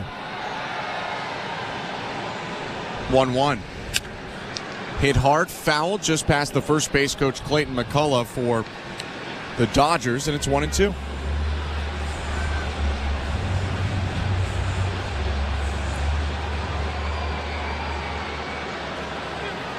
Muncy joined the Dodgers in 2017, was designated for assignment by the A's. Just re-upped this year for 2 more years, $24 million. 1-2 pitch, poked out to left. Schneider on the run, angling toward the line, reaches up, running back, makes the catch. 1 out. Max Muncy was way out in front of that split from Kevin Gausman, down and away, and Davis Schneider does a great job running that down in the corner in left field. That mustache is helping him out today, I think. Aerodynamic. A lot of good plays from that mustache. 1 down. Here's Andy Pages. Cuban right-handed hitter, has more of a neck beard than a mustache. First pitch is low, ball 1. I think that's just a regular beard. Oh, it's got a lot of neck involvement in it, at least. But it is a beard. Stands straight up in his batting stance, the 1-0. Big leg kick and a liner foul to the left, 1-1. Quick check on the St. Louis Bar and Grill out-of-town scoreboard. Blue Jays knotted up for 4th place in the AL East right now with the Tampa Bay Rays, but the Rays are trailing the worst team in baseball, the Chicago White Sox, 2-1 in the 5th. 1-1. Grounder foul. 1 ball and 2 strikes.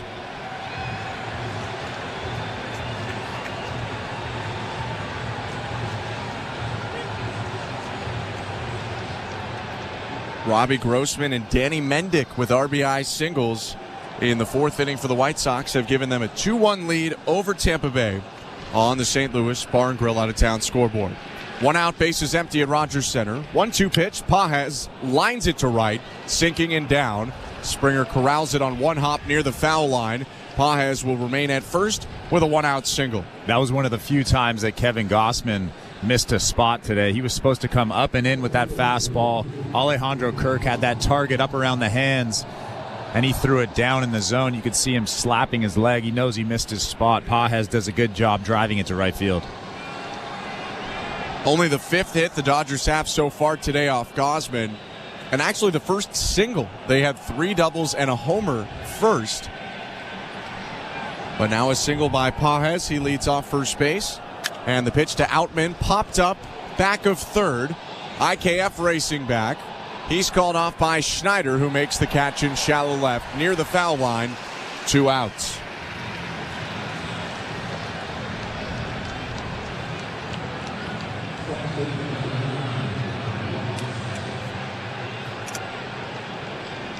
Here's Gavin Lux with 2 outs. 3-1 Blue Jays, top of the 7th inning. Pages stepping off first base. Has not stolen a bag so far this season. First pitch to Lux. Outside against the left-handed hitter, 1-0. Gausman has thrown 87 pitches, 64 strikes. He's just been dotting that fastball all day long, down in the zone. Good life. 1-0. Bounce softly up the first baseline. Turner gives it a look. He'll turn back and talk with Clayton McCullough. 1-1. Justin Turner spent a long time talking with Dodgers before the game today. Of course, recently a Dodger. And was having conversations with guys that he might not see for, a little bit. Maybe at the All-Star break if things keep going well for Turner. Another former Dodger, Jimmy Garcia, getting loose for the Blue Jays. 1-1, swing and a miss. Ball pops out of the glove of Kirk. It's 1-2. Gavin Lux way out in front of that split finger from Kevin Gausman. That thing started right down the middle and broke out of the strike zone. He really has a good feel for all of his off-speed pitches today, including that slider, which he really hasn't thrown that often. 1 pitch away from getting through 7. Runner on first, 2 down. The 1-2 in the dirt. Evens up the count at 2 balls and 2 strikes.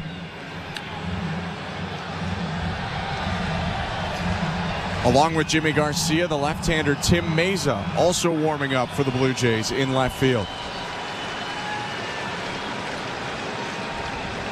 5 strikeouts so far for Gausman. He kicks and delivers. Inside, ball 3. Head start now at first for Andy Pages, who will get running with a full count and 2 outs. 3-1 Blue Jays, top of the 7th. Austin Barnes on deck, and then Mookie Betts. You don't want to get to Betts if possible. 3-2, runner goes. Pitch is hit foul, softly rolling up the right field line. Still 3-2. That was a good 3-2 pitch from Kevin Gausman. A good splitter right down the middle.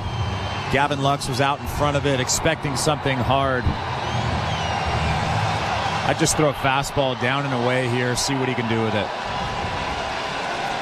Lux 1 for 2 with a double and a strikeout. Came into the game hitting in the 180s. Runner takes off again on the 3-2, and it's bounced softly to second. Picked up on one hop by Biggio. He throws to first and ends the inning. 7 frames of 1-run ball for Kevin Gausman. He's led the Blue Jays to the 7th inning stretch with a 3-1 lead. You're listening to Blue Jays Baseball, brought to you by your local family-owned Crown Rust Control Center, streaming at sportsnet.ca and the Sportsnet Radio Network. Which Looney Dogger are you? The fork and knifer, splatterer, condiment queen, or Big Dipper? This season at Rogers Center, every Tuesday home game is Looney Dogs Night, presented by Schneider's. You will have the opportunity to purchase $1 hot dogs from various concession stands around the stadium.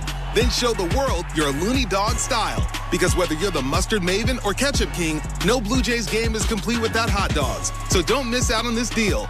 Looney Dogs Night, presented by Schneider's, every Tuesday home game.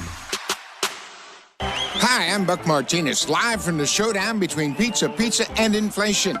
First to the plate, Pizza's big hitter, fixed rate pizza. An extra large 4-topping pizza for a fixed price of $17.99 until the end of 2024. I dare say, folks, inflation stands no chance against this all-star. Here's the delivery. And inflation strikes out. That's a swing and a drive for fixed rate pizza. Lock in yours today. Order pizza.ca. We have a plan that's connecting Ontario. We're leading the largest transit expansion in North America. New projects like the Ontario Line subway and Hazel McCallion Light Rail will relieve overcrowding, with the Scarborough and Yonge North subways connecting more communities, and expanding GO Transit with more trips, faster train service, and 2-way all-day service. All so you can get around faster, safer, easier. See what we're building in your community at ontario.ca/builds. Paid for by the Government of Ontario.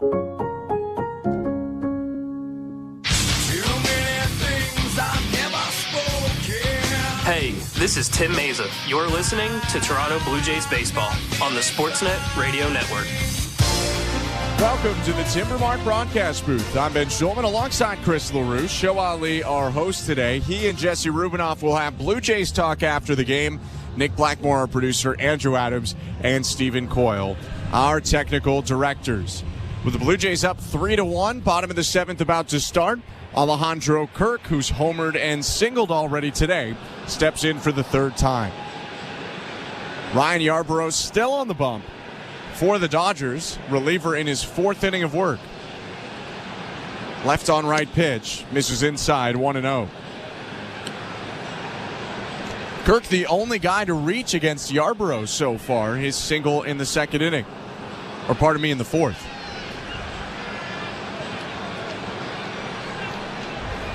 1-0.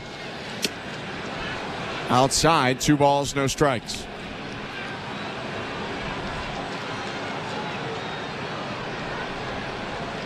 Packed house at Rogers Center once again. Haven't gotten the roof open yet. Unfortunately, the weather hasn't cooperated very well. 2-0. Outside, 3-0. It would be nice to get another run here, get Alejandro Kirk on base. Maybe manufacture a run, bunt him over. I know that's outlandish. I'd say less likely with Kirk on base that you'd see someone get bunted over. 3-0. Called strike 1. It's not impossible. Nabil Chrismat right now getting loose. The right-hander in the pen in right field for the Dodgers. Yarbrough's 41st pitch of the game. Slammed to left field, hooking toward the corner, one hopping into the wall. Kirk around first. It's a long single as he heads back to the bag. Well, he drilled that ball into left field off the wall. Teoscar Hernandez does a good job tracking it down and holding Alejandro Kirk to just a single, but he drilled that baseball again. He's seeing the ball very well right now, only swinging at pitches that he can drive. Nice and flat through the zone. That's actually a tough break. Should have hit that ball a little bit softer. Well, he hits it to a guy who, although some things have changed, is pretty familiar out there in left field at Rogers Center in Teoscar Hernandez. Here's Kevin Biggio, but first to throw over to first. Maybe they are worried about the manufacturer as they check on Kirk. I think they just wanted to see if Kevin Biggio was going to be turning around with a bunt, but Kirk takes a modest lead right beside Freeman, who kind of half holds him on. First pitch to Biggio is called strike one. Cavan 0 for 1, hit by a pitch in the second and popped out to third in the fourth. Has hit for a higher average but less power in his career against left-handed pitching. 0-1. Swing and a miss. Late on the heater there. Clearly worried about that breaking ball. 0-2. Well, it's a tough breaking ball. It's very horizontal. Starts almost behind you and then breaks over to the outside part of the plate. It's really, really tough on lefties. 2-strike pitch. Biggio will take outside, leaning forward as that breaking ball moved off the plate. 1-2.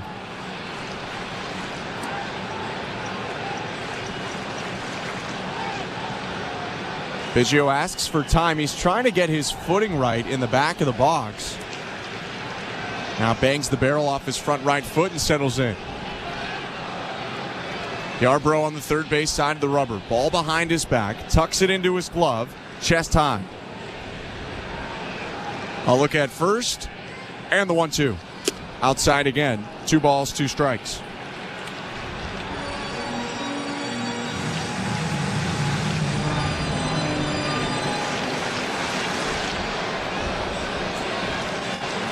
Chris Matt, the righty, not warming up with a ton of pace at this point. Probably ready to go whenever. 2-2.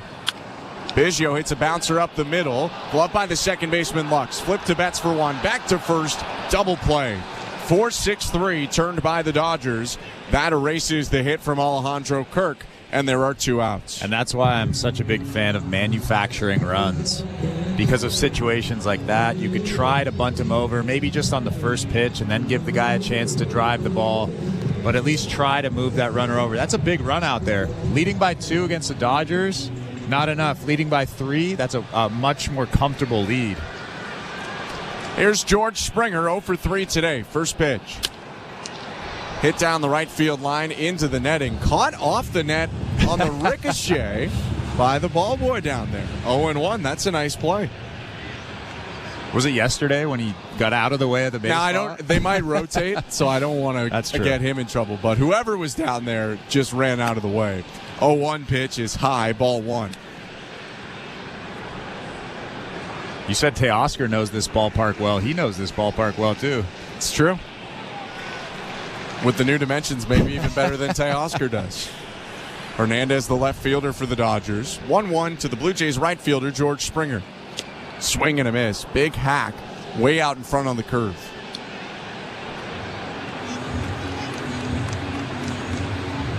Two outs in the bottom of the 7th. Base is empty after the double play ball. 3-1 Blue Jays over Dodgers. 1-2 to Springer. Down and in. 2 balls, 2 strikes.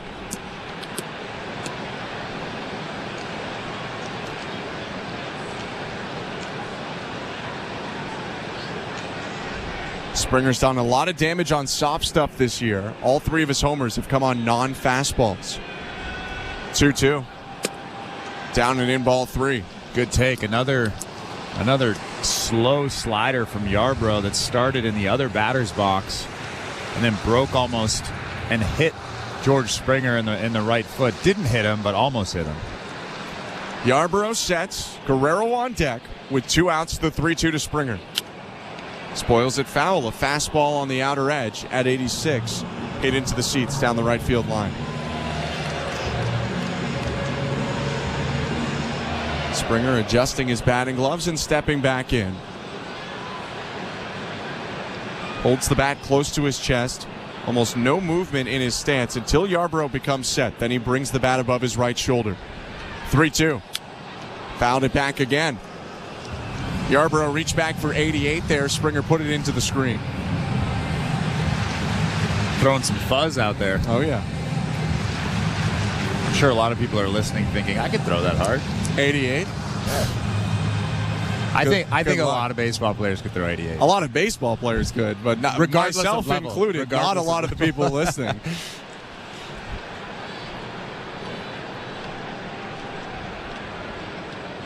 (3-2). Lifted to center. Drifting to right center. The second baseman Lux makes the call. Called off by Pajes, the right fielder, who reels it in to end the inning. One hit, no runs, nobody left for the Blue Jays. They lead 3-1 headed to the 8th. You're listening to Blue Jays Baseball, brought to you by your local family-owned Crown Rust Control Center, streaming at sportsnet.ca and the Sportsnet Radio Network. NFL Commissioner Roger Goodell joined us at the NFL Draft. They have a lot to be proud of here. Great football fans really thought this draft would be so helpful in putting Detroit on the stage that they deserve. And I think a lot of fans tune in because they like to get to know the players that are coming up. What do they go through? What are the challenges? What is the adversity? That's the great thing about tonight. This is where everyone starts getting their hopes up for the season. Sirius XM NFL Radio Channel 88 and on the all-new Sirius XM app. Are you regretting eating that gas station hot dog? Yeah, we know. We've been there too. This is a message for baseball fans like you. Did you know that you get a channel that's talking baseball 24/7 as part of your Sirius XM subscription? What? Our lineup includes shows hosted by former big leaguers and executives. Plus, you'll hear from 17 managers each week. MLB Network Radio is on Sirius XM Channel 89. Or just search MLB Network Radio on the SXM app. Sirius XM Sports. We're more than just a game. You love listening to baseball. You love talking about baseball. You love yelling at your buddies about baseball because they love baseball, and so do we. That's why SiriusXM has the only channel on the radio dedicated to baseball 24/7. It's MLB Network Radio, SiriusXM Channel 89. News, opinions, passionate baseball talk from former players and GMs, plus interviews with players, managers, and executives, and much, much, much more. If you can hear me right now, you've got MLB Network Radio, SiriusXM Channel 89, and on the SiriusXM app. In season or out of season, the #1 place for college sports is SiriusXM College Sports Radio, Channel 84. And the Sportsnet Radio Network. A park within the ballpark, located on the 500 level of the outfield district at Rogers Center. TD Park Social has all the action for the whole family. Games, exciting food offerings, including new Crush ice cream floats, and comfortable places to watch the game. What are you waiting for? Visit BlueJays.com/outfield district ticket. Top of the 8th, Jimmy Garcia on. Blue Jays up 3-1. And the pitch to the catcher, Austin Barnes. Hit foul right side, looped into the netting. 0-1. I'm Ben Schulman alongside Chris LaRue. It's 9-1-2 this inning for the Dodgers. Barnes, Betts, Ohtani. And the Blue Jays going to Garcia, who has been so dominant, an ERA of 0.71 in his young season, striking out more than a batter an inning. He's been really good. The most impressive thing to me is he has a whip of .32. That's walks, hits, and hit batters per innings pitched. 0-1. Called a ball pretty close. Kirk shrugging his head to the side there. He thought it was strike 2. Instead, it's 1 ball, 1 strike. Barnes is 0 for 2. Pair of groundouts. 1-1. Hits it down the left field line. This is trouble. It's hooking toward the seats, and it lands in that sliver of foul territory in between that tall wall now in the left field corner and the foul line. And now Jimmy Garcia can go to work. He's so good with 2 strikes. He's been so good at throwing that sinker on the inside part of the plate, freezing righties, freezing lefties. And his slider's been very good too, just dotting it up all over the strike zone. The right-hander twists and fires. Fastball, grounded foul through the legs of Kirk and into the backstop. And that's exactly where they were trying to go. That sinker on the inside part of the plate. That one, 99. Austin Barnes just gets a piece of it. New baseball for Garcia, facing his first batter of the 8th. 3-1 Blue Jays, rode half of the 8th inning with the Dodgers batting right now. Barnes in his lone start of the series faces a 1-2 from Jimmy Garcia. Outside, 2 balls, 2 strikes. Garcia tried to overthrow that one again. They were trying to come inside again with that sinker, but he missed. Glove side high. Alejandro had to make a stab at it, but I would imagine they would come with something elevated here. Jimmy Garcia has been so good elevating that fastball all season. His 2-2. Bounced softly up the third baseline. A perfect swinging bunt that rolls toward foul territory and is picked up on the foul side by IKF. Blue Jays get fortunate as that hit the lip of the turf and changed directions. Yeah, IKF's so good at reading infields. Obviously, he's been an infielder for a long time. Hits the lip of that turf. As soon as you realize that you have no play at first base, you have to see if that ball goes foul, and the Blue Jays get lucky there. Hits the lip and just takes a left turn. And as soon as it crossed that foul line, IKF grabs it. Garcia just hops right back on the rubber. Barnes hasn't gotten into the box yet. Garcia's just been waiting. Barnes now in conversation with the home plate umpire, and he's going to ask for time. Nick Marley grants it and wipes away the clock.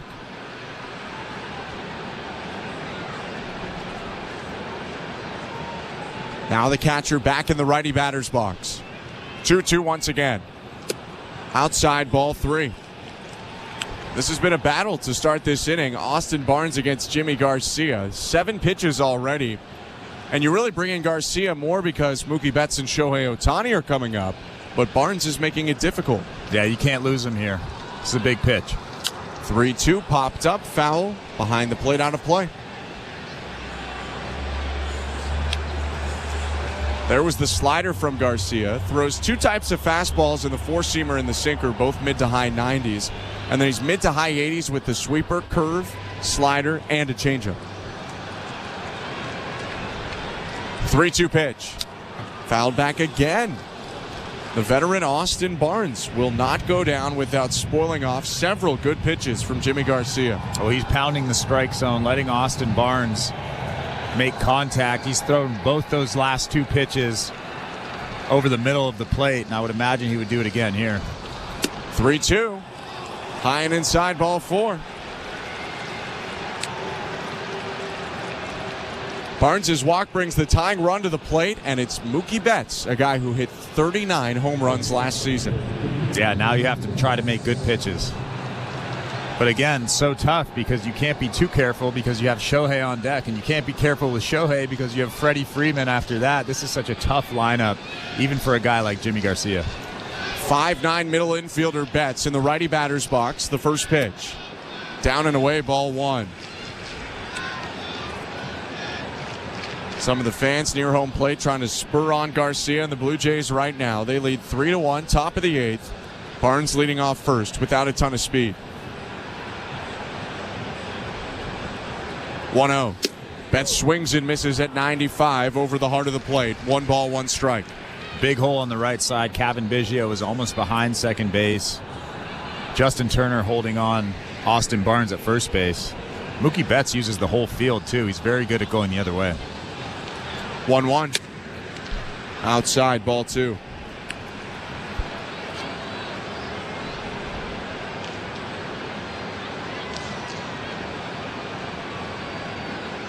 Betts playing in his 98th career game against the Blue Jays, the 6-year Red Sox. 2-1. Called strike, and it's 2-2. Jimmy Garcia got lucky right there. That slider was above that strike zone. Mookie Betts clearly didn't like that call. It was a pretty late call from Nick Marley as well, who thought about it for a moment before pointing to the right. Here's the 2-2. Lifted to center. Varsho on the run, slicing toward right center. It evades him and bounces down on the track. Barnes gets a stop sign at third. Betts into second. His first hit of the day is a double. And the Dodgers have the tying run in scoring position with Shohei Ohtani coming up and nobody out. And that's why that first batter of the inning is so important. You have to get that out. Obviously, Austin Barnes did a good job of battling, but this lineup is too good to walk the leadoff batter. Speaking of walks, you wonder here if they think about walking Shohei Ohtani. Even with Freddie Freeman coming up, you would create some forces and potentially make things a little bit easier. Before they do anything, Jimmy Garcia is going to receive a mound visit from Pete Walker, the entire infield and catcher meeting on the mound as well. And this is really the first time we're seeing Garcia struggle in a leverage situation. Yeah, and I don't think he's struggling. I think Mookie Betts just hit a good pitch. Like I said, he's very good at going the other way. It was a good fastball down in the zone. And he's one of the best hitters in baseball. You got to tip your cap to him there. I think the biggest thing is he lost Austin Barnes. He threw some sliders that he probably wants back off the plate. When you're facing a guy like Austin Barnes and you have those 3 future Hall of Famers up behind him, you have to get him. You have to throw that fastball right down the middle. Let Austin Barnes get a hit all he wants, but do not walk him, and he did. Well, if nothing else, it's great theater. Shohei Ohtani to the plate. Top of the 8th inning. A single likely ties up this game. There's nobody out. Betts on second, Barnes on third, Garcia back on the rubber. His pitch to Ohtani. Popped up, foul on a play, 0-1.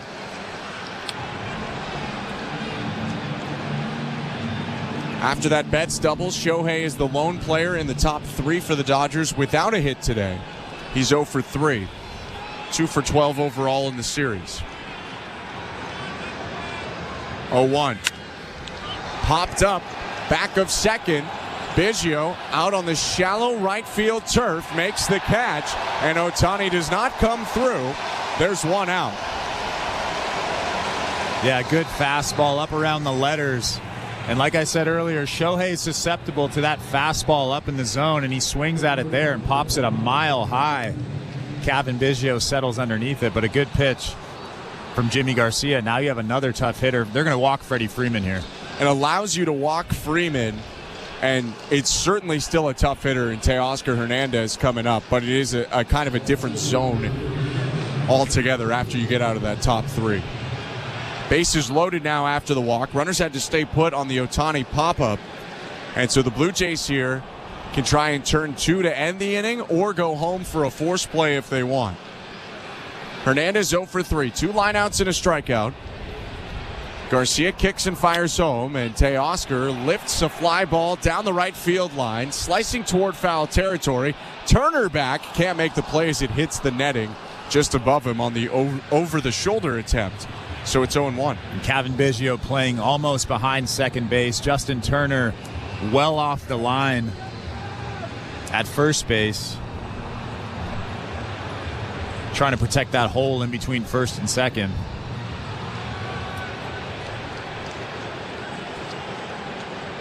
Blue Jays do stack up against the pull-heavy Hernandez. One-time All-Star with Toronto. 0-1. Fouled back into the screen. Ricochets back onto the field of play, first base side.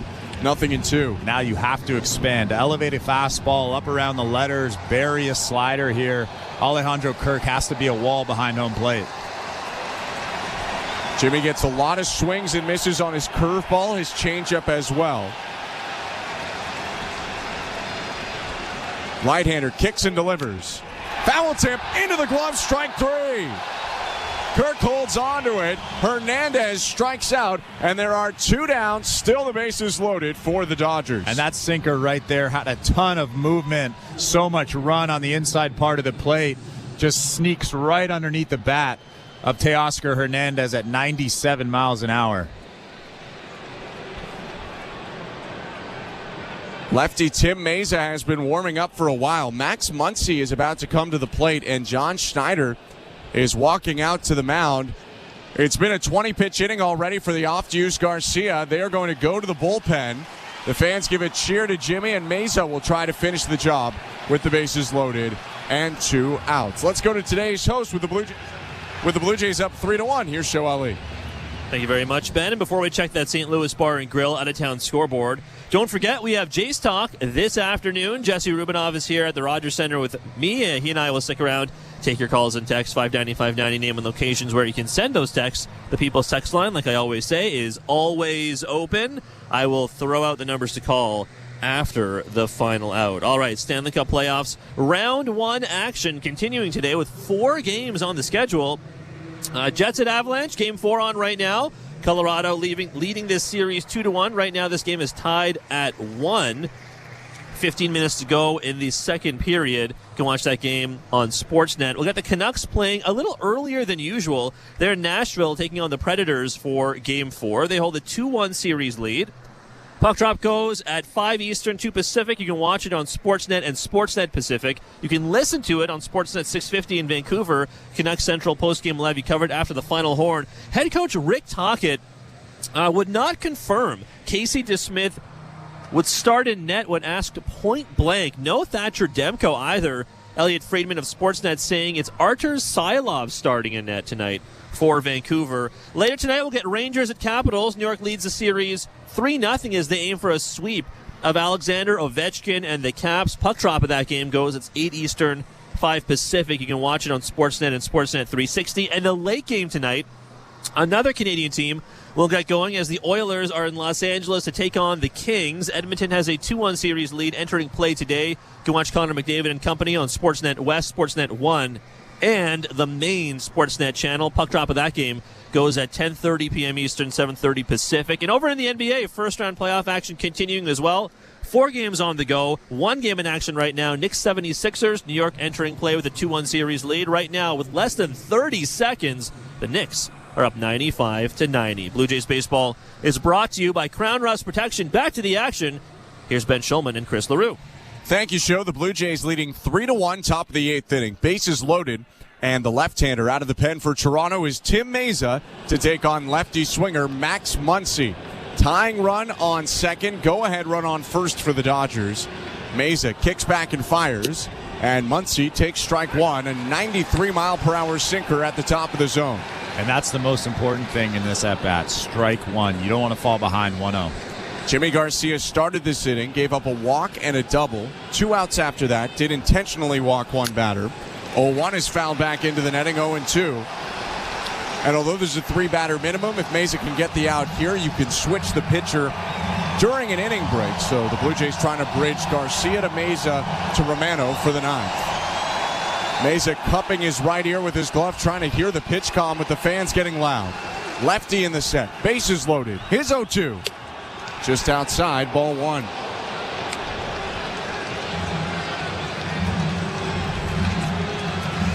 Romano dousing himself in water out in the left field bullpen right now. Just doing typical Jordan Romano things. 1-2 pitch. Grounded foul right side. And that slider right there caught way too much of the plate. That has to be buried. That slider was actually middle. Max Muncy definitely wants that pitch back. He just missed it. Yeah, he was clearly upset with his swing on that one. Meza has the sign once again against Muncy. 1-2, 2 outs, bases full. 3-1 Blue Jays the pitch. Inside, ball 2. Muncy backs up out of the way, hunched over forward as he regains his balance.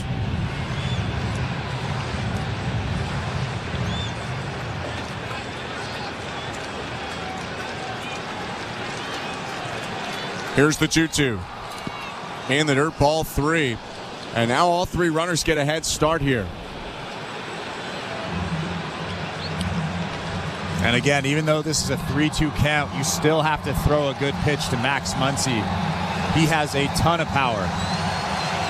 Andy Pages on deck. Fans getting loud. Muncy hit a 3-run homer in game 1 of this series. That made a 3-0 game a 6-0 game and put it out of question. 3-2. Swing and a fly ball hooking foul into the seats down the right field line. Max Muncy was a hair out in front of that. I think he was looking off speed there. Caught it out in front. He barreled it up, but he just missed it. Muncy homered against the Blue Jays last year as well. One of 4 homers he's hit against the Blue Jays in now 8 games. Hit one off Trevor Richards last year. 3-2 again. Hit in the air, right field. Springer going back at the track, at the wall, and Varsho leaps and makes the catch. Coming over late, Springer ducks out of the way, and Varsho makes a leaping catch at the wall to strand the bases loaded. 3-1 Blue Jays, middle of the 8th. You're listening to Blue Jays Baseball, brought to you by your local family-owned Crown Rust Control Center, streaming at sportsnet.ca and the Sportsnet Radio Network. At Crown Rust Control, protection runs deep because every Crown Rust Control Center is owned by a local family who cares beyond business. Your Crown Rust Control is 100% committed to their product, to you, to their community, which is your community. Protecting you and what matters to you is equally important as protecting your vehicle. Did you know spring's the best time of year to protect your vehicle from rust? For a special spring offer, find your local family-owned Crown Rust Control Center at crown.com. Hi, I'm Buck Martinez, live from the showdown between pizza and inflation. First to the plate, with over 2 million sold, it's Fixed Rate Pizza, a hot and fresh extra-large 4-topping pizza for a fixed price of $17.99 until the end of 2024. Here's the delivery. And inflation strikes out. That's a swing and a drive for Fixed Rate Pizza. Lock in yours today. Order pizza.ca. Ontario is helping you keep more of what's yours. We cut the gas tax and scrap the license plate sticker fee and drive clean program for most vehicles, saving drivers across the province hundreds of dollars each and every year. Learn more about how you're saving more at ontario.ca/keeping costs down. Paid for by the Government of Ontario.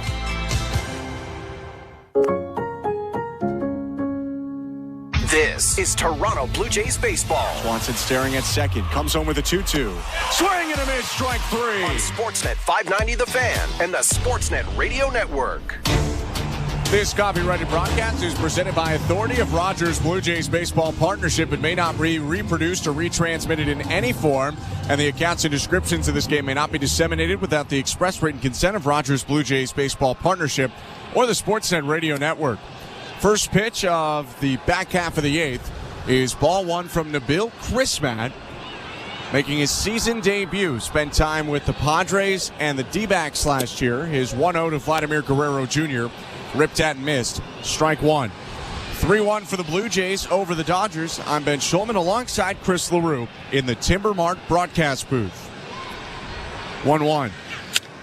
Bounce to the right side, finds the hole and sneaks into right field for a second Guerrero hit of the day. Such a good piece of hitting right there. There was a big hole. Like I've been saying all day, they're playing. Gavin Lux is shading up the middle. And Vlad just finds that big hole on the right side of the infield. A nice piece of hitting. Guerrero starts it off for the Blue Jays. Here's Bo Bichette, who came up with his first hit in 5 games back in the 3rd. And he bounces the first pitch up the middle, picked up by the second baseman Lux. Steps on the bag, throws to first. A double play. Let's look at the St. Louis Bar and Grill out-of-town scoreboard, where the Yankees' once 4-0 lead over the Brewers has completely evaporated. It's 4-4, with the Brewers scoring 1 on a Willy Adames double and then a 3-run homer from former Yankee and current Brewer Jake Bauers to make it a 4-4 game, top of the 6th. That's our look at the St. Louis Bar and Grill out-of-town scoreboard. 2 outs, the pitch to Justin Turner is outside, ball 1. Base is empty, bottom 8, 3-1 Blue Jays. All 3 runs came in the second. 1-0. Swing and a miss.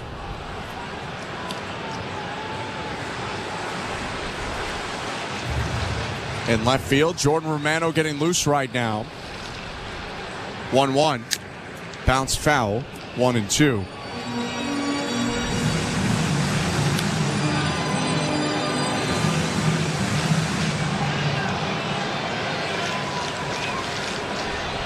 Turner with a hit, a fly out, and a ground out. He lofts the 1-2 into shallow left. It's caught by the shortstop Betts to end the inning. 1 hit for the Blue Jays, no runs, no left.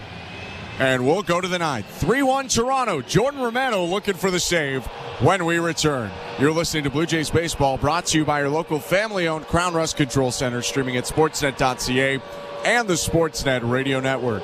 Hey, Kelly. I love your Kelly Clarkson Connection channel. All right. Thank you so much for listening. The mix is eclectic. I love music, and I just want to celebrate all of it with you. It's my favorite now. Is it worth it? Let me work it. It is perfect. This is my heartbeat. The Kelly Clarkson Connection, y'all. I freaking love your channel. Oh my God. Channel 12 and on the Sirius XM app. The most important person in sports is you, the fan. Let me tell you something. I'm a real fan. And your place for sports talk is Mad Dog Sports Radio, where your voice is heard all day long. I couldn't wait to get into the truck, turn on 82. Sharing the thrill of victory. The joy, the jubilation. I can't stop smiling. And the agony of defeat. When is this franchise going to realize people really care about this? Passionate sports fans call 888-MAD-DOG-6. You gotta love sports. Mad Dog Sports Radio, Channel 82, or anytime on the Sirius XM app. Each night after the horn sounds, NBA Radio has you covered with the best analysis of all the games. When healthy, they check a lot of boxes. We'll break down the playoff action. Durant, left wing three again. This one goes again. All net for Kevin Durant. And take you inside the locker room to hear from the players and coaches. I thought it was our most connected game. Defensively, we're so physical. Hear the NBA Radio Playoffs postgame show every night throughout the postseason on NBA Radio Channel 86 and the all-new SiriusXM app. Hey, baseball fans, the NBA postseason is in full swing, and your home for nonstop discussion every day and playoff action on the court every night is SiriusXM NBA Radio Channel 86 and on the brand new SiriusXM app. Sportsnet Radio Network. Welcome to the Timber Mart broadcast booth. Top of the ninth inning, Blue Jays up 3-1 on the Los Angeles Dodgers, trying to snap the skid here. Toronto sends in its closer, Jordan Romano, looking for its first win since Monday. In the Timber Mart broadcast booth, I'm Ben Schulman, Chris LaRue to my left, and at the plate, Andy Pages leads off for the Dodgers. It's 6-7-8 for L.A. Romano's pitch. Hits a right field. On the run, Springer racing back, dives, and makes the catch! A scream from the seat of his pants by Springer. Highlight reel in right. 1 out. That was the best catch I've ever seen George Springer make. That was incredible. A potential game-saving catch.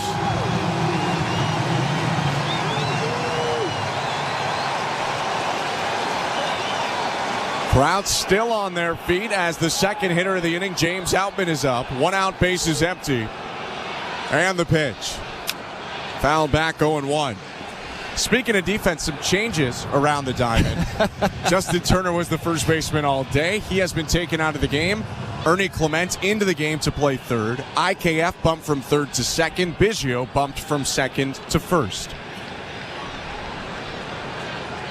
Right on left, 0-1. Outman takes strike two. The best part about that catch, 1 pitch, 1 out. And now 2 pitches, 2 strikes, and Outman in a hole.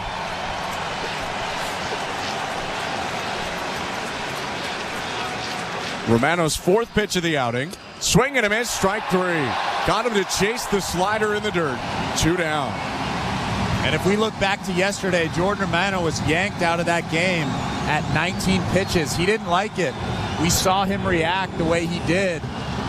But that's because the Blue Jays needed him today, potentially in the 9th inning. If he was going to throw 20, 25 pitches, he wouldn't be available today. Dodgers down to their final out. Romano facing off with Gavin Lux. Right on left pitch. Downstairs, ball 1. Fans on their feet. It's been a tough week for the Blue Jays with 3 straight losses in Kansas City and back-to-back losses here at home against L.A. Trying to wash some of that away with a Sunday matinee win. 1-0. Popped up down the left field line into the seats. 1 ball, 1 strike. And Jordan Romano's throwing a ton of strikes. 6 pitches, 5 strikes. Got the diving catch and right to start the inning, then a strikeout. Lux today 1 for 3. A double to left field in the third, a strikeout and a ground out. Infield plays back the 1-1. in the dirt ball, 2.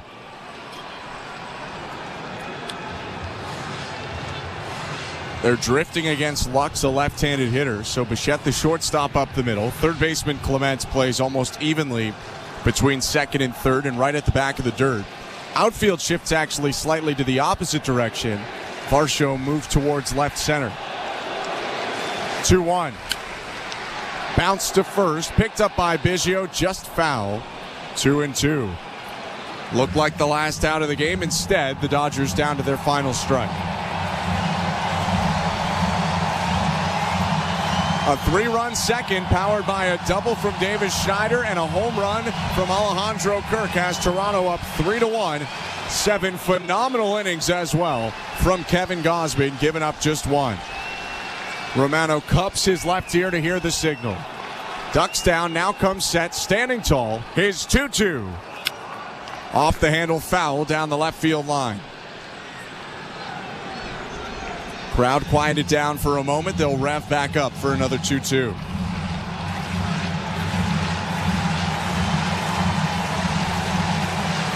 Three saves and 3 tries this year for Romano. He kicks and delivers. And it's fouled off again. And Gavin Lux is putting up a good fight here. Fouling off some tough pitches from Jordan Romano. Delaying the Dodgers' flight to Arizona where they'll play next. Blue Jays set to host the Kansas City Royals. 6-pitch at bat already. Romano in the set. Here's number 7. Swing and a miss, strike 3. Got him on the slider, and the Blue Jays win the game. 3-1 Toronto defeats LA and avoids the sweep at home, snapping the losing streak. And that was a full team effort. Obviously, you had the catches from Dalton Varsho, and the best catch I've seen this season, George Springer out there with a game-saving catch. That was incredible. Blue Jays marry that good defense with strong starting pitching, come up with some big hits, and come up with a much-needed win. Toronto wins 3-1 over Los Angeles in the third game of 3 to avoid the first sweep either way of the season. We will take a break, come back, wrap it up on the other side, and send you over to a winning edition of Blue Jays Talk for the first time in nearly a week. Stick around. You're listening to Blue Jays Baseball after a Blue Jays win, brought to you by your local family-owned Crown Rust Control Center, streaming at sportsnet.ca and the Sportsnet Radio Network. At Crown Rust Control Center, protection runs deep because every Crown Rust Control Center is owned by a local family who cares beyond business. Your Crown Rust Control Center is 100% committed to their product, to you, to their community, which is your community. Protecting you and what matters to you is equally important as protecting your vehicle. Did you know spring's the best time of year to protect your vehicle from rust? For a special spring offer, find your local family-owned Crown Rust Control Center at crown.com. Bring excitement to your landscape with Proven Winners Color Choice shrubs. These flowering shrubs and evergreens have been trialed and tested by experts to make sure they look better and bloom better. So they're just as easy to care for as what's in your landscape now, but a whole lot more colorful and interesting. Look for Proven Winners Color Choice shrubs in the distinctive white container at your local garden center, or learn more at provenwinnerscolorchoice.com. We're 2 men in a truck, the movers who care. You never know when cardiac arrest can happen. That's why each and every one of our trucks carries a life-saving Mikey defibrillator as part of our Mikey on Board program. Whether we're on the highway or in front of your house, we're prepared to help anyone whose heart may skip a beat. The Mikey Network has saved many lives, making Mikeys accessible to the public. And now they're on board our trucks. We're 2 men in a truck. 2 men and a truck, the movers who care. Hi, I'm Buck Martinez, live from the showdown between Pizza and inflation. First to the plate, Pizza's big hitter, fixed rate pizza. An extra large 4-topping pizza for a fixed price of $17.99 until the end of 2024. I dare say, folks, inflation stands no chance against this all-star. Here's the delivery. And inflation strikes out. That's a swing and a drive for fixed rate pizza. Lock in yours today. Order pizza.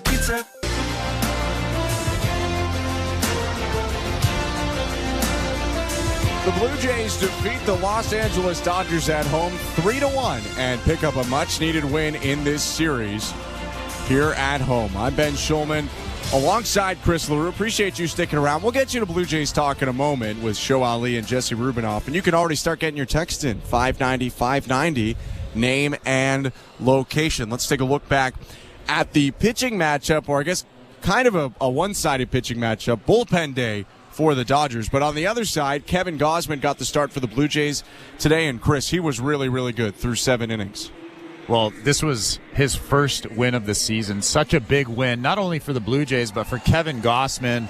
Such a confidence boost. His command of all of his pitches today was probably the best I've seen him maybe since last year. And to go up against this lineup, this Dodgers lineup that has dominated the Blue Jays all weekend long, and do what he did today, he was just throwing strike after strike after strike. And then Alejandro Kirk barreled up the ball 3 different times today. He had a homer, he had a single, he should have had a double, but he still had another single because Teoscar made a good play in left field off the wall there.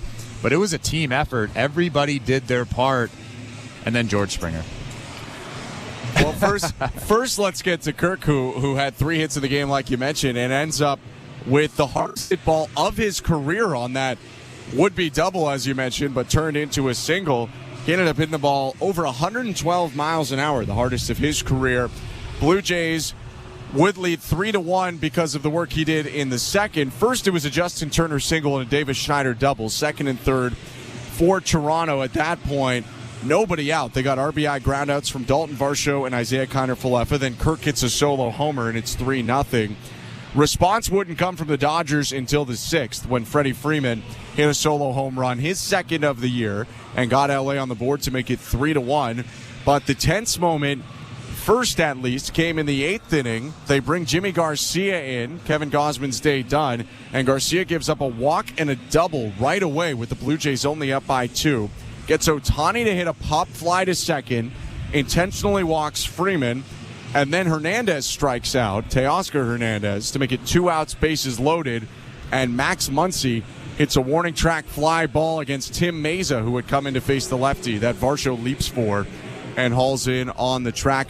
That would bring us to the 9th, where the aforementioned George Springer showed up to make a very big play. Jordan Romano on the mound. Blue Jays up 3-1. Andy Pages leading off. And here's what happened on the first pitch of the 9th inning for our play of the game. Romano's pitch. Hits a right field. On the run, Springer racing back. Dives and makes the catch! A scream from the seat of his pants by Springer. Highlight reel in right. 1 out. That was the best catch I've ever seen George Springer make. That was incredible. A potential game-saving catch. Well, that was one of the best catches I've ever seen, especially in that situation. If Pages gets on base, if he's on second base, the Dodgers, who knows what the Dodgers would have done after that. And, of course, the inning before that, you have the Dalton Varsho catch up against the wall. I didn't agree with bringing Tim Meza in that situation. Jimmy Garcia has been lights out all season long. His stuff today looked great. He just missed a couple of spots. I would have left him in against Max Muncy. I'm sure he would have had no problem facing even a lefty like Max Muncy. But Dalton Varsho with that great catch, George Springer with that great catch. The defense today was, especially the outfield defense, was pretty incredible. Blue Jays end up with a handful of highlight reel plays. Varsho had a spinning catch crashing into the wall in the first inning as well. And Toronto wins the game 3-1 over the Dodgers. The Blue Jays come up with 3 runs on 8 hits, no errors, and 4 left on base. For the Dodgers, 1 run on 6 hits, no errors, 7 left on base. Kevin Gausman picks up the win in the game to go to 1-3. And Michael Grove, who started the bullpen day for the Dodgers, will go to 0-1 with his first loss of the year. Jordan Romano also picking up the save his 4th of the season. This game went 2 hours and 20 minutes in front of a crowd of over 39,000 on hand at Rogers Center indoors, and the Blue Jays pick up the win to stop the skid, stop the 6-game winning streak for the Dodgers as well. LA now 18-12, the Blue Jays 14-15. Really appreciate you tuning in. I'll be away from the radio for the next 6 games, but you'll be in great hands with Eric Smith taking over and calling the games with Chris coming up against Kansas City and Washington. For our entire great crew today, with Stephen Coyle and Andrew Adams as our technical directors, Show Ali as our host, Nick Blackmore as our producer, and Chris LaRue as my partner. I'm Ben Schulman. Thank you so much for tuning in. Make sure to come back tomorrow for 7:07 first pitch, Blue Jays and Royals, Yariel Rodriguez against Jonathan Bowlen. But for now, we are done with game coverage. Not done entirely, though. Get your calls in and get your texts in at 590-590, name and location, because Blue Jays Talk with Show Ali and Jesse Rubinoff starts right now.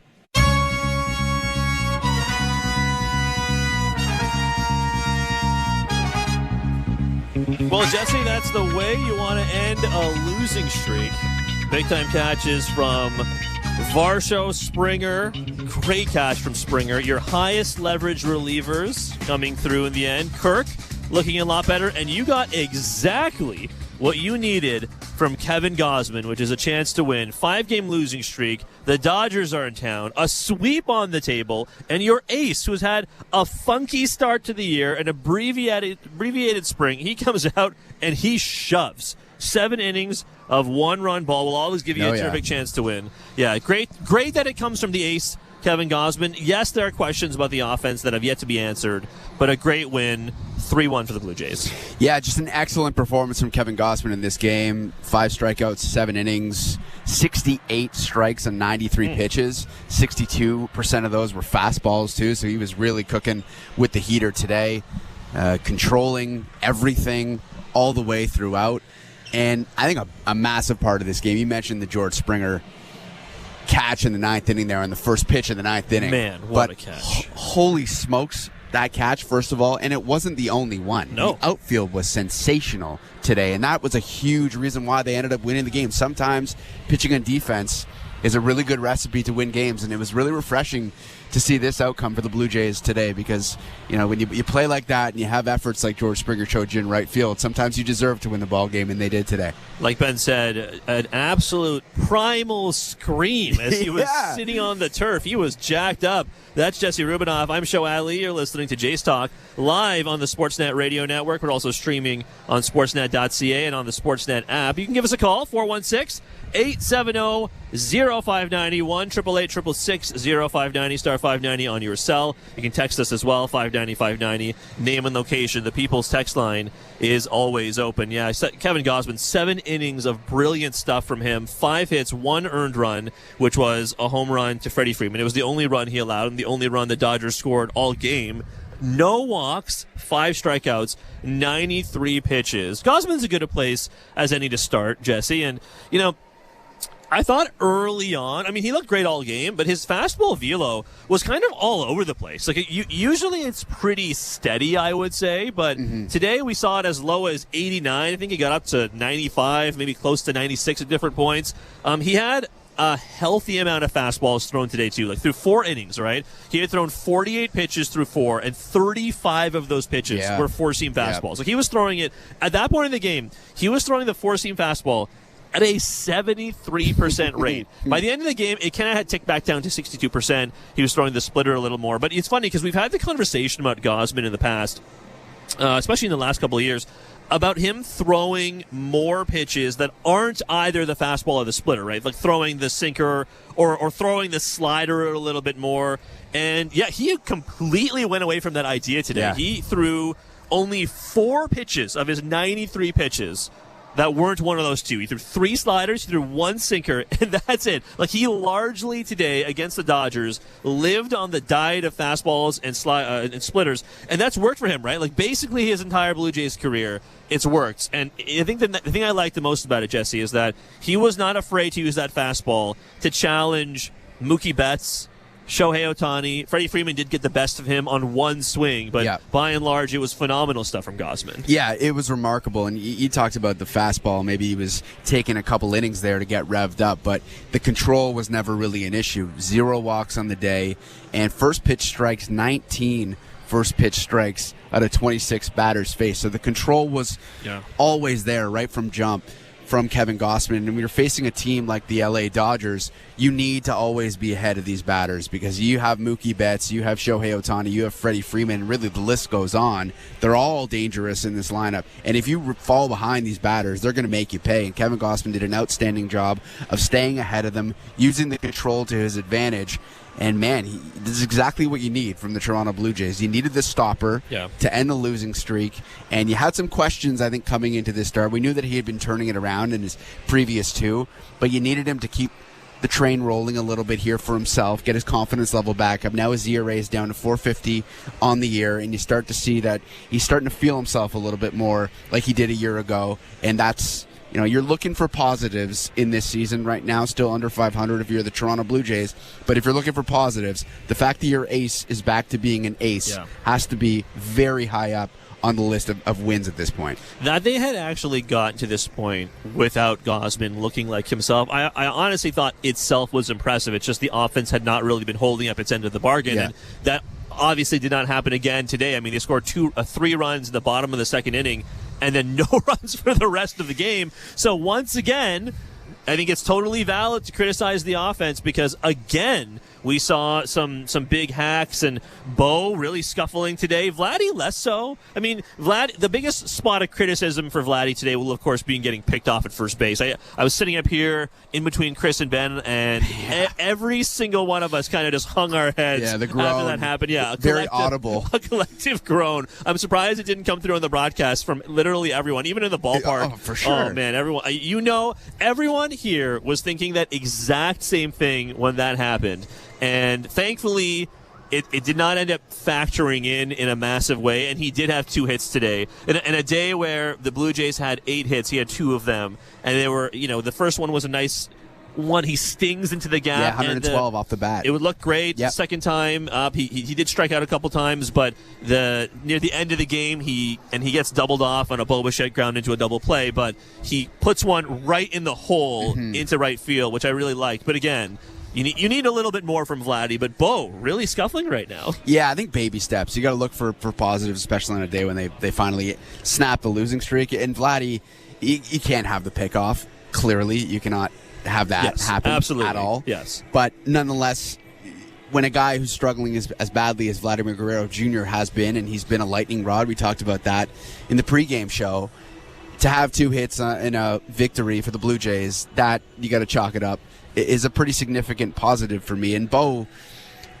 you wonder how long Bo deserves the benefit of the doubt, and I think we're both probably still willing to look at it and say this is a guy whose track record is he's led the league in hits before. It's a guy who has a very long track record of having success at every single level that he's been at, including the major leagues. And clearly they're going to need to get him going if they're going to have any semblance of success this season. But it is still April, and I think until you officially flip the calendar, I don't think the alarm bells can quite be ringing for Bo Bichette so loudly yet to the point where he deserves the same level of criticism as some of the other guys who haven't shown it as much as Bo has in his past. It's funny, I thought when they scored early and the way that they scored, they were moving guys over and manufacturing runs. I thought this is pretty refreshing to watch, and maybe this is a sign of things to come, and they're scoring early, and maybe they're finally going to score 5 runs in the game for the first time in 20 games. I was convinced they were going to break 5 runs Me today, too. especially early on. Me too. Convinced. But nonetheless, here we are, a victory, but it's 20 straight games. 20 straight games scoring less than 5 runs. That is the longest streak by any Major League Baseball team this year or last. So it's not the most glamorous of streaks, but again, today is not the day to harp on the issues with the offense. Agreed. There will be more times where we'll be able to discuss the struggles at the plate, because this team will give you that over the next little while, I'm sure. But today, pitching and defense was the recipe for success. 416-870-0590, 1-888-666-0590, star 590 on your cell. 590-590, name and location. That's the People's text line. Let's go to the text line, Jesse. Let's see what people are saying. I see one here from David in Dartmouth. This win was needed. Yes. And not only was it exciting Blue Jays baseball, it was jumping from start to finish. The energy in here was pretty good. The vibes, I will say, at the Rogers Center today was great, and I'm sure a lot of Blue Jays fans feel good about it. I mean, you snap a 5-game losing streak. Anytime you snap any kind of losing streak, I'm sure you feel pretty good. But when you can do it against a team like the Dodgers, who can basically at any time erupt for an absurd amount of runs, I think you feel pretty good about it. I see a text here, let's see, from Edward in, I'm going to say Leduc. Edward, you tell me if that's wrong, in Alberta. But he says, Varsho made the game-saving catch in the 8th. Nothing potential about it. John in Toronto, did Varsho just save John Schneider's job? No, it's a valid point. It's a valid question. I really do think that's valid, because I'll say this. I don't know about you, Jesse. I was ready to roast the decision to pull Jimmy Garcia. Of course. I think everyone in here was looking around like, I don't know, is this the right move to be making at this time? Like, obviously, we all understand the lefty-lefty matchup. Yes. That's why you're bringing in Meza.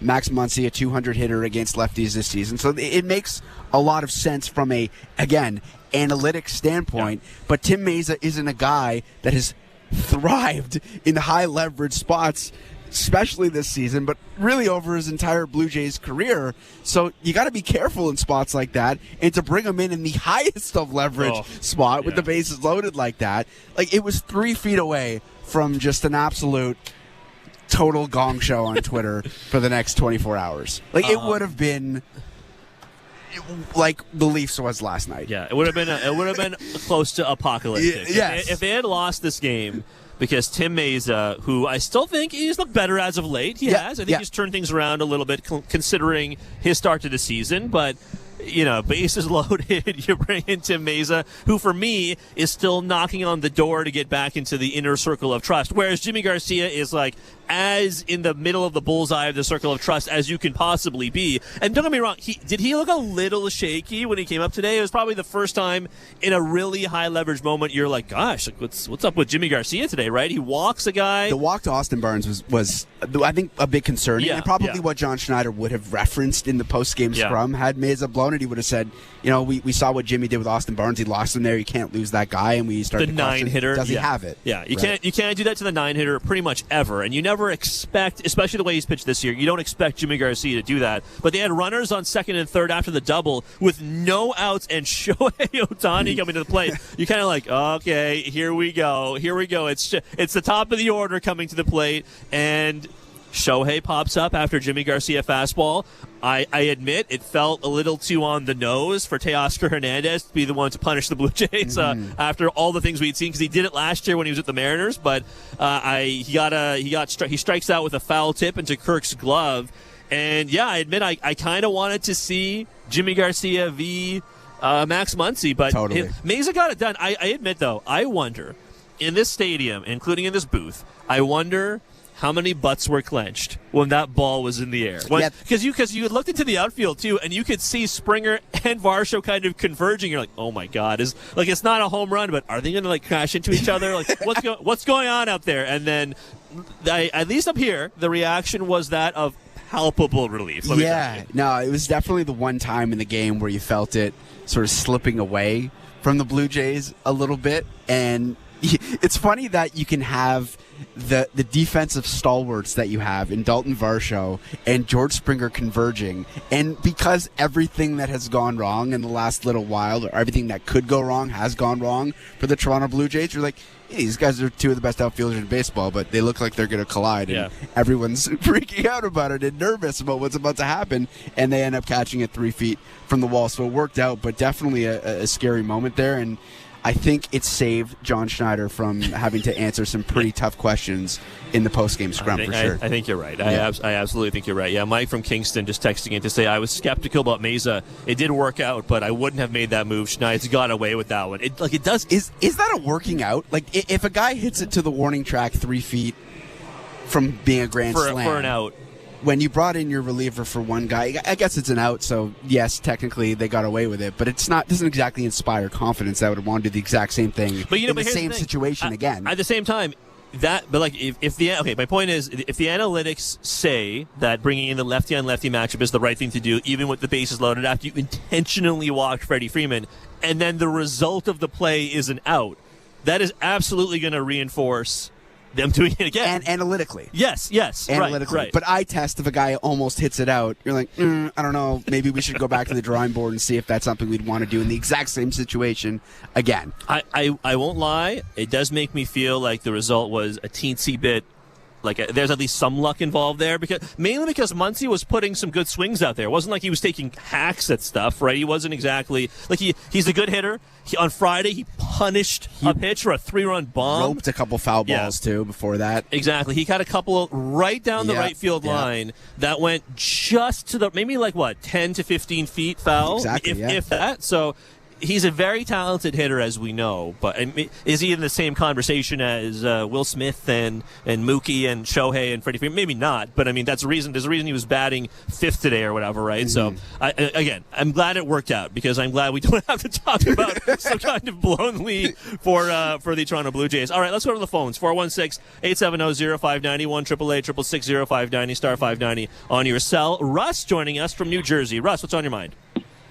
Good afternoon, guys. Well, a great pitch game, but it's all about the offense now. This team is not going anywhere. And some of the there was that inning where Muncy hit the double, okay, and then they got that play where Gausman made the mistake of not, looking back and throwing it first. But they come into the dugout, and Bichette and Guerrero swing at the first. There's 2 pitches, 2 outs right away. The guy just came off, it was a harder inning. It's just like, sometimes some of these guys, you wonder if they have any thought process. You can't get 2 outs on 2 pitches. Then Turner, as the professional that he is, you wait. But if I was the Blue Jays, this lineup is atrocious. There's nothing, you can talk about Guerrero's 2 hits today. The guy's supposed to be a superstar. He has 3 homers and 10 RBIs. That's the bottom line. If I was the Blue Jays, and I'm not a big batting order guy, but I would move Turner up to 2 and put Guerrero 4. The Blue Jays are not going anywhere if they don't get a huge year out of Guerrero. I think we can all agree on that. But Turner takes pitches. He gets and he takes pitches. He works the count. He's going to let the other guy see more pitches. And hopefully Guerrero has guys on base. Turner's hitting over 300. Hopefully that, and Springer starts a little bit, Bichette, Guerrero come up with guys on base. That could, start them. Because this offense, we have scored more than 5 runs. We haven't scored since the 9-8 Yankees game, 6 runs or more. It's like once in a while you should have 6 runs. Not since the 9-8 Yankees game have we scored 6 runs or more. They're averaging under 4 runs a game, way under 4 runs. It's very, very hard to watch this offense. What did you think, Russ, before I let you go, what did you think of Kirk's day? He hit the ball well. Listen, give him credit. He got a couple hits and, but listen, you go back to Kirk, and I'll say it again and again. People in 2022 decided after a half a season that Alejandro Kirk was Johnny Bench, okay? He was you look from July and on, he's a very average hitting catcher. Now, today he was great, but like you guys said, you scored 3 runs, and then you just didn't do anything, and you had to have some great pitching and some great defense to save the game. They need that 6-7-1 game once in a while. I'm not asking for every night, but something's got to go with this offense, because it's impossible to watch. Hey, Russ, I appreciate the call, man. Thank you for joining us, as usual, on Jays Talk. So, okay, a couple of things there, Jesse, from Russ's call. Yeah. I think he brings up a good point about Vladimir Guerrero Jr. I mean, you and I were like, oh, great, 2 hits, great for Vladdy. And, look, it's a start for someone who has been really struggling. But Russ is also correct in that he was expected to be a superstar. Look, Blair and Barker have said this a couple times. I'm curious where you fall on this, actually, because the guys have said they're going to, until further notice, essentially, treat him like a good to very good player instead of a generational superstar, essentially, which I think does, and I've started to kind of do the same thing, which I think does somewhat adjust your expectations with what you need, you feel you need from Vladimir Guerrero Jr. But it is a moving of the goalposts to a certain extent, right? Like it does feel like every year since 2021 we have moved the goalposts like a teensy bit every single year to the point where we're like, oh man, 2 hits from Vladdy, like pretty good, right? So again, I don't want to spend a lot of time harping on the offense a day where they win mainly, but I do think it's a valid point. I do feel like it's worth praising Kirk because, and that's why I asked Russ, because he's had such a tough season. He's had such a really a subpar season. He's above the Mendoza line for the first time since the season started. Yeah, first home run of the season. He bangs a line drive right up the middle the next time up. A sharp liner all the way to the left field wall for a third hit. I think I saw it was the hardest hit ball of his career at 112.9 miles an hour. Thomas Hall, give him some credit for this. He and I have conversations on the pregame show often, and Thomas brought this up. If you look at his stance, it maybe looks like, and this is maybe a question for Barker because obviously that's his thing, but it looks like he's been maybe standing a little further away from the plate during a lot of his struggles when you compare it to like when Russ brought up his All-Star season or the first half of that All-Star season, I guess. And he was standing a little closer to the actual plate today. So, I mean, I wonder if that's something they identified, if that's something he identified, but he looked a lot better this year. I hope that's something he can build on going forward because he's had a very inconsistent start to the year, and you need more from guys. I mean, you need more from everyone, but you need more from guys not named Bo and Vladdy and Springer if you want games like this to be won, essentially. Yeah, no, there's no question. Alejandro Kirk does deserve a lot of credit for his performance today, but it is one day, and he's going to need to string it together for a little bit longer to become a viable threat in this lineup, and they need as many threats as they could possibly have. But I thought there were a lot of really good points made in that call, and Justin Turner, I think part of the reason Blue Jays fans have loved watching him, and it's not just because he's the one guy in the lineup that bats over 300, but his at-bats, there is something different about it. There's a different level of patience, there's a different level of grinding and battling that you haven't seen really from anybody else. And I know John Schneider a couple of days ago was asked on Blair and Barker, like, when do you guys reevaluate what you do in terms of preparation and getting the guys, ready to play the game? And John said we're not really there yet. Like, it's too early I'm watching them. They're working hard. It's just a matter of the results haven't carried over. And it feels like that's sort of the explanation every single year. And the offense hasn't been good for a while now. And they literally invented positions in the clubhouse, in the organization. There's an offensive coordinator. There are never offensive coordinators in baseball. This isn't football. They invented positions. And you would think, hey, maybe there's a different approach coming with the offense, and the results have been the exact same. So when you watch Justin Turner, it is refreshing to see a guy like that. And Bo and Vladdy, at some point, you got to change up what you're doing. He's right. You can't have 2 at-bats and 2 pitches and 2 groundouts. You can't do that. It's not productive in any way, shape, or form. And something like that needs to change because they are one of the lowest scoring teams in all of Major League Baseball. That is a reality. So the process at some point is going to have to change. Today, a victory, but again, the offense, we end up talking about it because they scored 3 runs. I see a text here that says, can we structure a bonus for Bo? Bonus.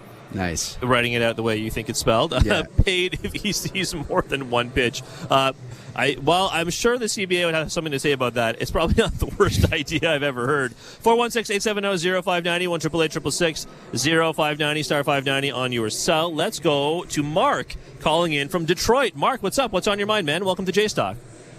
Thanks. Yeah, I mean, I've been a Jays fan. I grew up in Toronto and I've been living here for 25 years. So I get to see the Tigers, too, who are just as brutal. But the hitting aside, they've been better this year. The Tigers have been better, right? The Tigers, their hitting is just as bad. Let's put it that way. The pitching's been really good. But this team is not a playoff team, and it's clear that they're going to be battling around 500, and I don't see any improvement on the hitting. But the only way I see improvement is if they start trading some of the pitching. So I know Kikuchi's up this year. I think Garcia, isn't he a free agent at the end of the year? I mean, at what point did they decide to make some trades? Yeah. And how do they have any confidence that Atkins is the person to do it? I mean, this management's a mess as far as I can see. They got to make a change so that the person that's actually going to be making the deals can get something in that actually brings the talent back. Hey, Mark, appreciate the call, man. Thanks for joining us. It's not a. I mean, the reason I think it's not an avenue to consider trading pitchers, right, is simply because that is the clear strength of the team. So if you and maybe this is what Mark is advocating for, right, Jesse, in the sense of starting a rebuild, for example. We got a couple calls about that yesterday, but at the same time, if you're trading, and I know like the adage is trade from a position of strength, for example, right? Yeah, but at the same time, do you really want to be trading one of the only positions of strength you have on the team? It would just, to me, signal that you're okay with kind of giving up on the season. And again, maybe that is what Mark is trying to say, and I know a lot of fans do feel that way. But the only reason I bring that up is because it's not as though you can bring in someone from the minors to just fill Kikuchi's spot, for example. Like Tiedemann, and it's actually a good thing, I don't know if you heard, Tiedemann avoided serious injury. It was some kind of like ulnar nerve inflammation, so it wasn't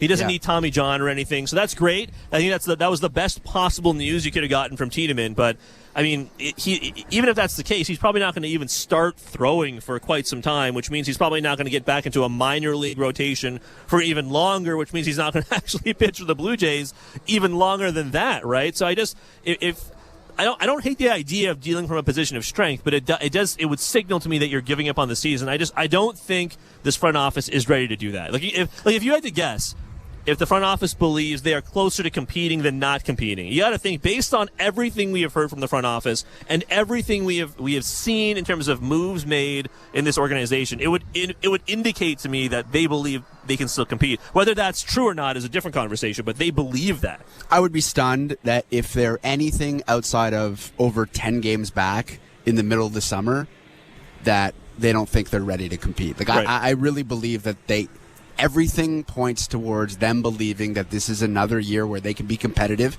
They think it's a similar team, or better in their eyes, as the team that made the postseason last year. Didn't win a game, but they made the postseason. I think the expectation in the front office, and it remains this way even though they've had a slow start, the expectation remains to be a playoff team. And I think it would take something significant to kickstart a rebuild right now. I'm not even sure Ross Atkins would be the one to oversee it immediately. I think they would probably want to wait until the offseason and reevaluate things at an organizational level before really starting that. That would mean they miss the playoffs then, right? Yeah. Like, there's no, you know what I mean? Like, I think the only way they make the playoffs, and it's not Ross Atkins making decisions next year, is if they get bounced to 2 games again in the wild card series. Yeah, I think it would be the opposite. Like, I think instead of rebuilding, I think that if they're anywhere close, like I said, like within 10 games, right. I think there would be a level of desperation to, in fact, try and add and not trade away your pitching to get something else. Like, actually use prospects that you have to try and add and make a run for it. Because I think that they believe they're in the competitive window here. The Bo and Vladdy contracts are running out. You don't have them for very long anymore. You need to figure out, like, hey, we only got a couple years left of this. Otherwise, we're going to be actually forced to rebuild. And you don't want to get into, a Raptor-type situation where they won a championship, but we've seen what's happened with them now. They sort of waited a little bit too long. So I think they're going to want to try and go for it before they start their rebuild in earnest. And whether that's ill-advised or not, it's a good question. Another thing about the trading pitching for something else to make them better. This is what the Blue Jays did in the sense that power and hitting was their strength. They had other weaknesses, including defense. They traded away the power and the hitting for defense, and it hasn't exactly led them to great success. So it's not a one-for-one deal where it guarantees you taking your strengths and trading it away. It doesn't necessarily mean you're going to come out, it's all going to come out in the wash. You're going to be just as successful. Sometimes those moves don't work out, and you end up making your team worse. Would I be completely opposed to seeing them trade Kikuchi if I knew they could replace him adequately with some kind of resource elsewhere? No, I wouldn't be opposed to that, because then I think that's appropriate roster management, right? And Kikuchi, like Mark said, is a free agent at the end of the year, and it seems unlikely, based on his representation, that he will sign in season, right? And I mean, based on the way he's played in the last couple, like year plus, I hope he does resign with the Blue Jays. But I mean, because there are not a lot of reinforcements that are imminently coming outside of Tiedemann. Who would pitch? That's what I'm saying. Like, who would pitch in that spot? I actually have no idea. No. I don't know. You'd have to go, like, that coming back the other way would have to be like a serviceable, a serviceable starter. Like, you'd be going back to giving Bowden France starts or something like that. And he's on the IL right now. Yeah, there's no question. Like, that's the only real solution. And I can see a scenario where something like that happens. That fifth starter puts up a 5.50 ERA, and fans go, well, we had great pitching. Why did you trade away the great pitching? Like, it's a tough gig, and you have to make tough decisions. But when you're trading away something that gives it, I mean, pitching and defense give you such a great opportunity. You would think in the playoffs, that's oftentimes been such a great recipe for teams. Hasn't worked out for the Blue Jays, but I believe that's what the front office, that's the reason they built this team the way they did. 416-870-0590, 1-888-660-590, star 590 on your cell. We'll go back to the text line, 590-590 in a sec here. Let's go to the phones. Richard in London with a friend. So we got two people, I guess, here. What's up, Richard? Long-time listeners. Hey, Rubinoff, we saw with McAuliffe, I believe, on the exit of that other guy. We got a bona fide TV star here, Richard. It's great. Right. Hey, love you. Hey, listen, baseball, though. We've got we were talking about the Bison boys, the Buffalo boys that actually have been doing some nice stuff for this Toronto team right now. I'm not trying to knock the guys that were here yesterday, but this young group of players that have shown up here have actually done some tremendous things to actually do Toronto proud, I would think.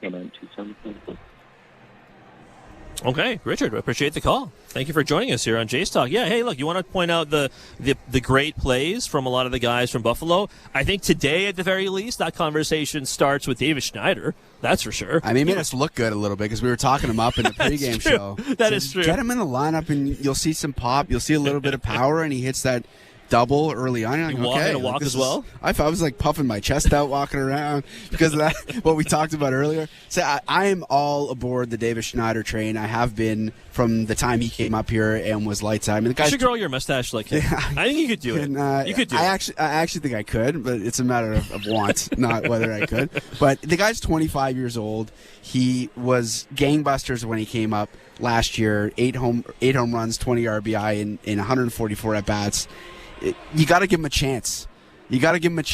Stop protecting him from Major League pitching. If he's ever going to be a really good Major Leaguer, which you saw flashes of it last year, he's going to need to be in the lineup. And you got to let him get hot. So let him get hot like he did a year ago. Yeah. Let the boy play. Let him play. Yeah, he was batting fifth today. And like I've generally said this, I think it does matter to a certain extent. I'm like Russ. I'm not exactly like the biggest batting order is the be all end all for everything. But if he's batting in that fifth, sixth spot, you kind of flip flopping him in with Varsho, depending on how they're hitting. I think that's probably the right place. But yeah, look, the double was great. He walked as well.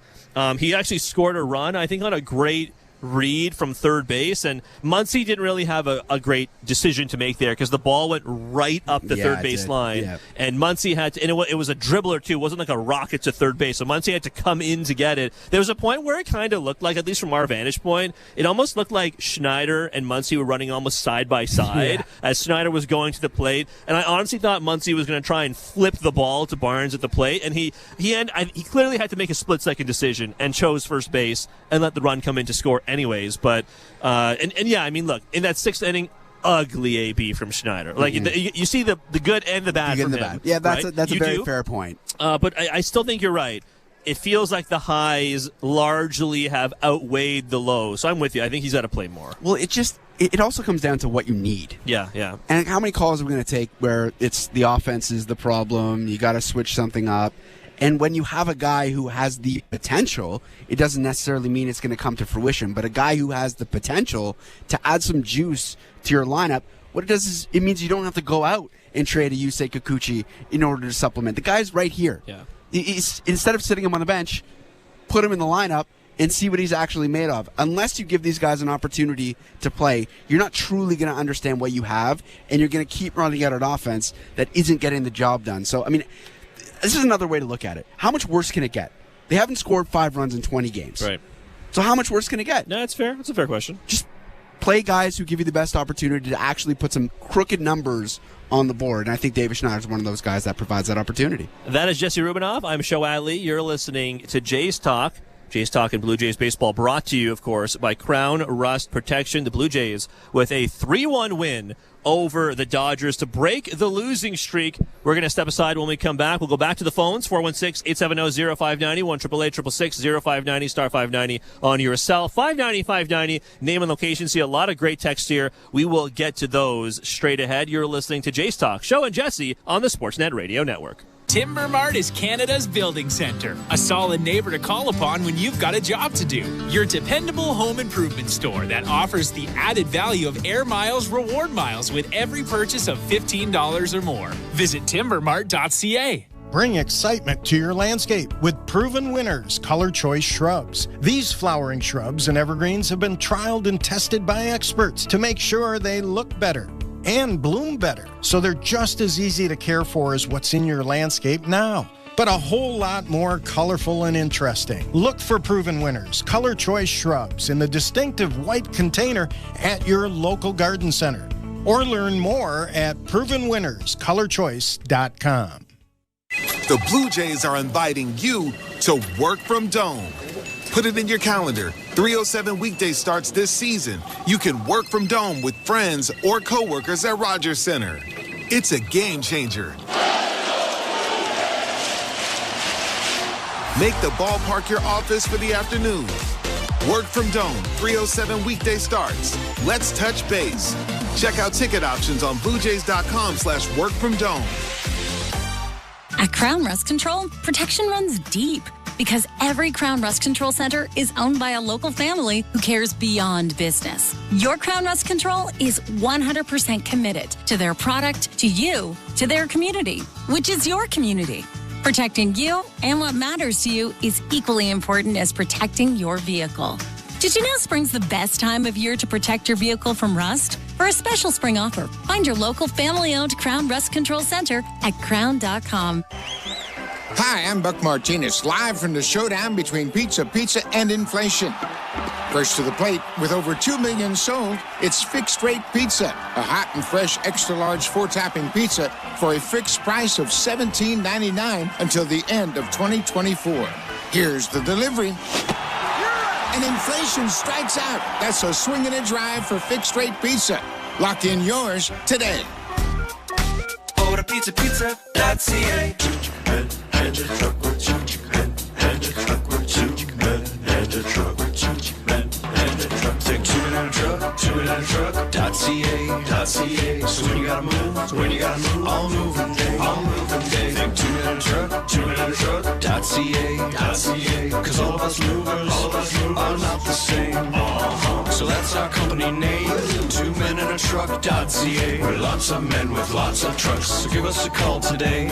Timber Mart always has plans to help you with your plans. Your home, your cottage, your garage, whatever needs your attention first, check the most visited spot on our website for ready-to-order plans to get the job done with Canada's Building Center. Visit timbermart.ca. This is Toronto Blue Jays baseball. Springer charges the ball to left field. It's in the seats, and the Blue Jays are on the board. On Sportsnet 590 The Fan and the Sportsnet Radio Network. Not going to repeat what I said off the bat. I'm glad I'm not wearing a Whoop bracelet, monitoring your heart rate.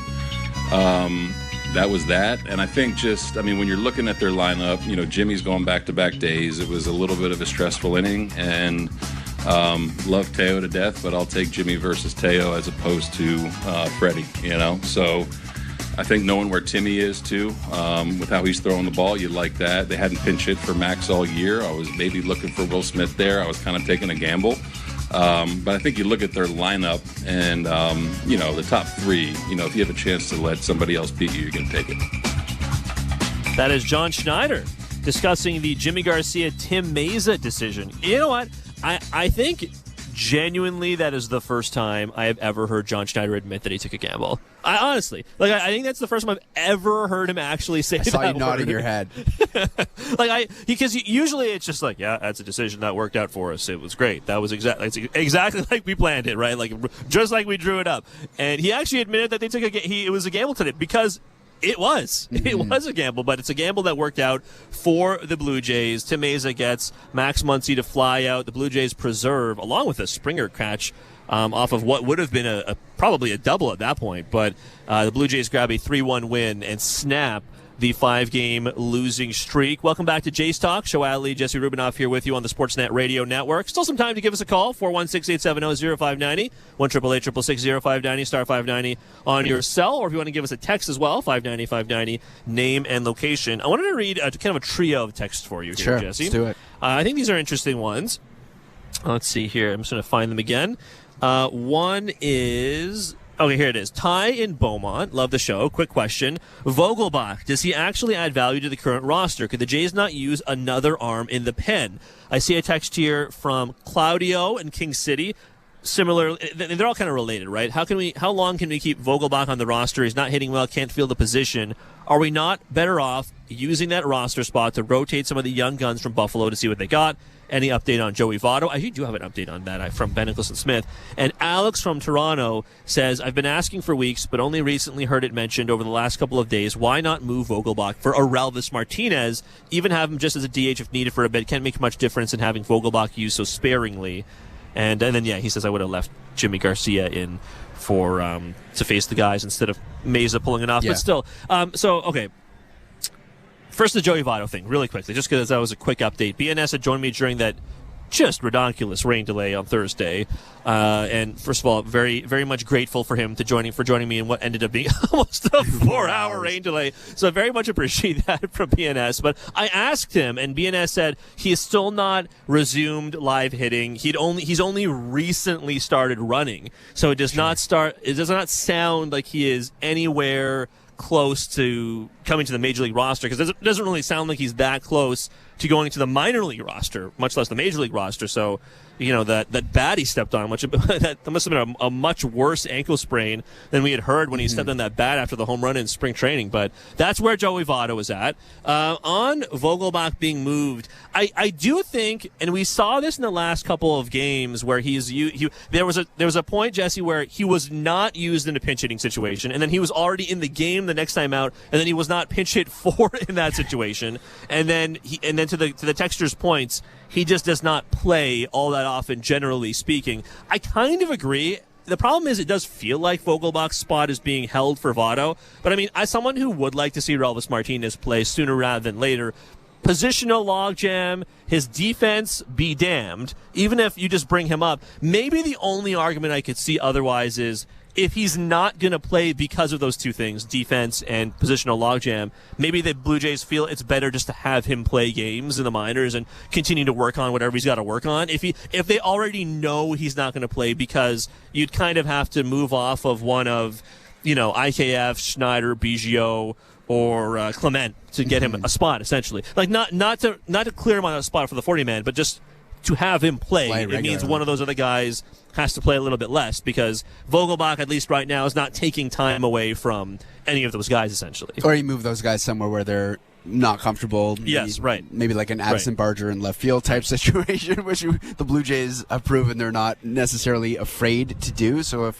that situation necessitates, they likely will do that. And it feels like Vogelbach is just kind of keeping the seat warm for either Votto or Aurelvis Martinez. I think you start to question when you look at the numbers that Martinez has in the minors and the heater that he's on right now. It's like, well, how much is he going to have to do before he finally gets the call? But it is just April still, and you start to wonder, when middle of May comes around, beginning of June, if Aurelvis is still as hot as he's been, or some semblance of that, then likely he's going to be up, because he's going to give this team a better chance to win. And he's been down there for a while now. So he didn't, not a great year by his standards last year, but it feels like he's turning things around. And Vogelbach, for the time being, 18 at-bats. He's appeared in 10 games. His average obviously is not great. He's got 2 hits on the year, but he does have 5 walks, and it's not like he's going up there and it's, a complete lost cause. Like, his OBP is over 300, so he does have a pretty decent eye, and he's giving you base runners, which is something that the Blue Jays need. So it's not like the worst thing in the world until Aurelvis proves that he's truly ready, or you have another option like a Joey Votto ready to go. It just doesn't really feel like it doesn't feel like Votto is that close. Yeah. I don't know. Maybe I just would have preferred had they just signed like Tommy Pham to a deal or something like that, right? Like, or I mean, I don't know. I think it's to say if you're gonna like DFA Vogelbach and bring back like Brandon Belt or something. It does kind of feel like 6 of one, half a dozen of the other a little bit. And I think a big part of the reason why Belt didn't get brought back, certainly age, I'm sure, is a big part of it, but also money, which is also why he's not an option now. I think, right? Because you'd have, as a veteran, you'd almost, and this is the case for Vogelbach. Why Vogelbach I think was a little more attractive because they only had to pay him like $2 million or whatever it was, so it wasn't exactly very expensive. But if you do pay Brandon Belt, you'd probably have to pay him IKF money, essentially. You'd have to pay him like $13 million, probably. And that's also probably a big reason why Brandon Belt's not on a major league team right now, unless I missed something. I think he's still a free agent. Yeah, he is. But, you just wonder, like, what purpose is Vogelbach serving if he's only got 18 at-bats to this point and he's not showing that he's going to command more regular playing time because of the way that he's performing? You just start to wonder, what's the purpose of having him on the roster at all? Are there other guys that can step in that spot and give you better at bats, give you more on base, give you more RBI potential? Because Vogelbach's not necessarily getting it done right now. We heard from John Schneider on the Jimmy Garcia Tim Meza decision. Let's hear from Schneider on that Springer game-saving catch, which was certainly a wild one. Here's the skipper. Unreal. I mean, we have the best outfield defense in baseball. I believe that. Changed the game, obviously. Varsh, early against Ohtani in center too. But yeah, that was about as good as it gets there with George. That is, again, John Schneider talking about the Springer catch, which, again, I loved seeing Springer, after he makes the catch, diving, full extension, glove first, snatches the ball out of the air, and then lands on his butt.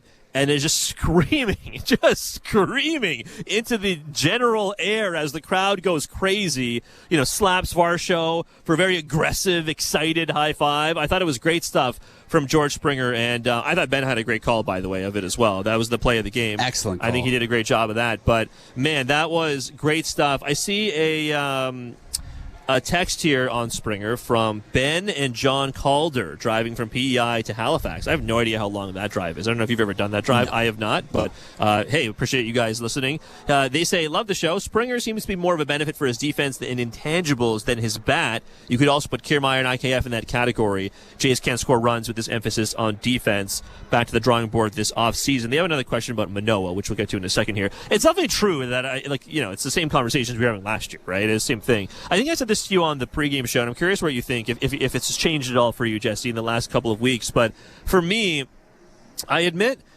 you still want offensive production from George Springer, and you need that, especially from your leadoff batter. Yeah. But I admit, maybe it's just me, but my expectations for Springer offensively have decreased a little bit in a way that they haven't for Bo and for Vladdy. And I mean that they're starting to for Bo and for Vladdy because of the way they've been swinging the bat lately. But for Springer, I don't know, maybe I just have decreased expectations because the truth is he's just older. It's his age, yeah. And you did hope, obviously, that this part of his production, like him looking like this, would have come a little bit later in this giant, huge dollar figure deal that he'd been given several years ago. Like he'd hope it would come a teensy bit later down the road.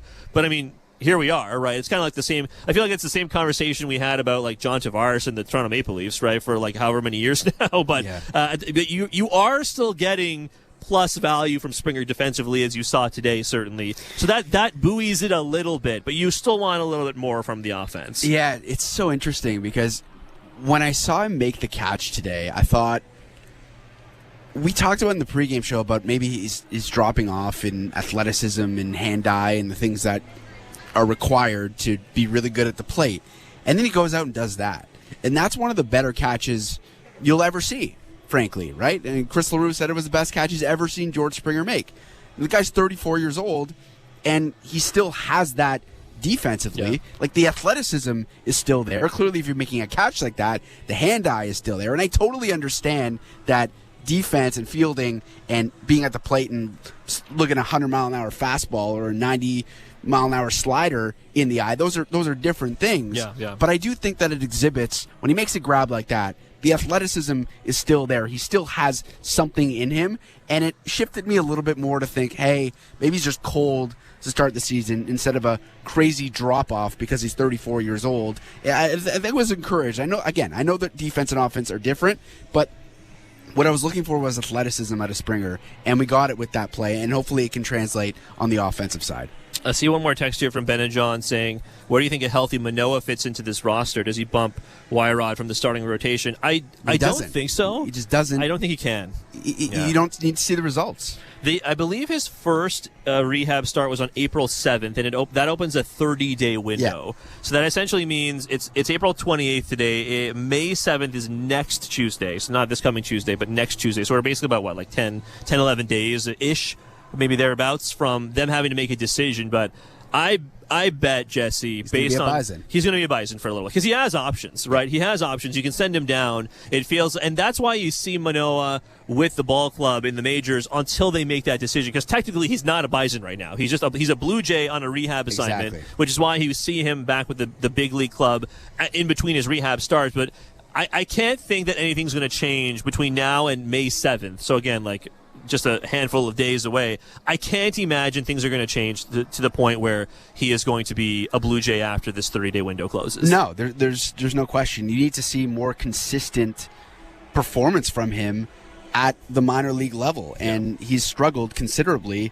in his last start, 6 earned runs. You can't have starts like that at the AAA level and just kind of hold your nose and bring him back to the majors and say, best of luck, we'll let you pitch against Mookie Betts and Shohei Ohtani. Can't do that. That's not the way it works. So you're going to need to see at least 2 excellent starts from Alek Manoah with Buffalo, and I would say probably even more than that because it's been so long. That would take you to the end of May, essentially. Because it's been so long since we've seen the dominant Alek Manoah of a couple of years ago. And until you start to see that guy on a more consistent basis, he's not going to be a part of this team.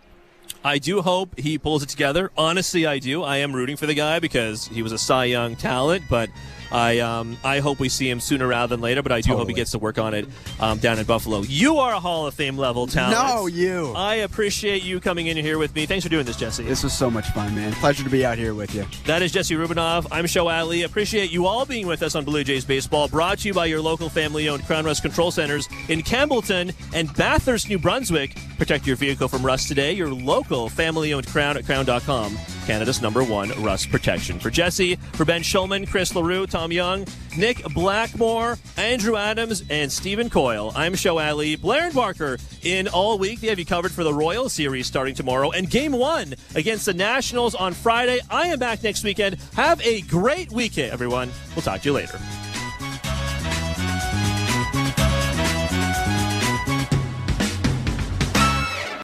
This has been Major League Baseball play-by-play on SiriusXM and the SiriusXM app. Why do I love calling this game? Calling this game? Calling this game? Calling this game. Why do I love calling this game? It's because I get a chance to bring some joy into people's lives. Anything can happen on a baseball field. We've got a new game. It's perfectly unscripted theater. Everybody on their feet. Because you never know what you're going to see on a given day. It is bedlam in the bank as Bryce Harper has put the Phillies on top. There's just something about baseball on the radio. Something about the way wood hits leather. A swing and a drive to deep left center. The way leather hits dirt. And he made a play. Oh, my. The way a deep fly ball sounds like it's about to change history. High fly ball to center field. It's hit pretty well toward the wall. Until the cleats hit the grass, hit the crushed brick, and then nothing but sky and a silent crowd. That ball's high. Until leather hits leather and 40,000 fans lose their collective minds. In a perfect symphony of chaos. He jumped up on top of the wall, balanced himself, and caught it. The way nothing triumphs a perfectly honest call. I don't believe what I just saw. And the way the right voice can make a moment live forever. Touch 'em all, Joe. You'll never hit a bigger home run in your life. Outsiders may think this is just two teams. The ball, a bat, and a microphone, but no. For over 100 years, this has been the soundtrack of the American pastime. He struck it out looking. It's over. It's over. The Rangers have won the World Series. The soundtrack of summer. This is Major League Baseball on the radio. Right now on SiriusXM. All rise. Coming in 5. Get ready to play. 4. Get up. Get up. 3. Can you believe it? Put your seatbelt on. Wow. Talk about the game and all the stories on MLB Network Radio, Sirius XM 89, and the Sirius XM app. 64. Diamondbacks on Internet 840. 4:10 p.m. San Diego Padres take on the Philadelphia Phillies. Padres on Sirius 111, XM 188, and Internet 862. Phillies on Internet 860. 7:10 p.m. Boston Red Sox take on the Chicago Cubs. Red Sox on Sirius 208, XM 175, and Internet 843.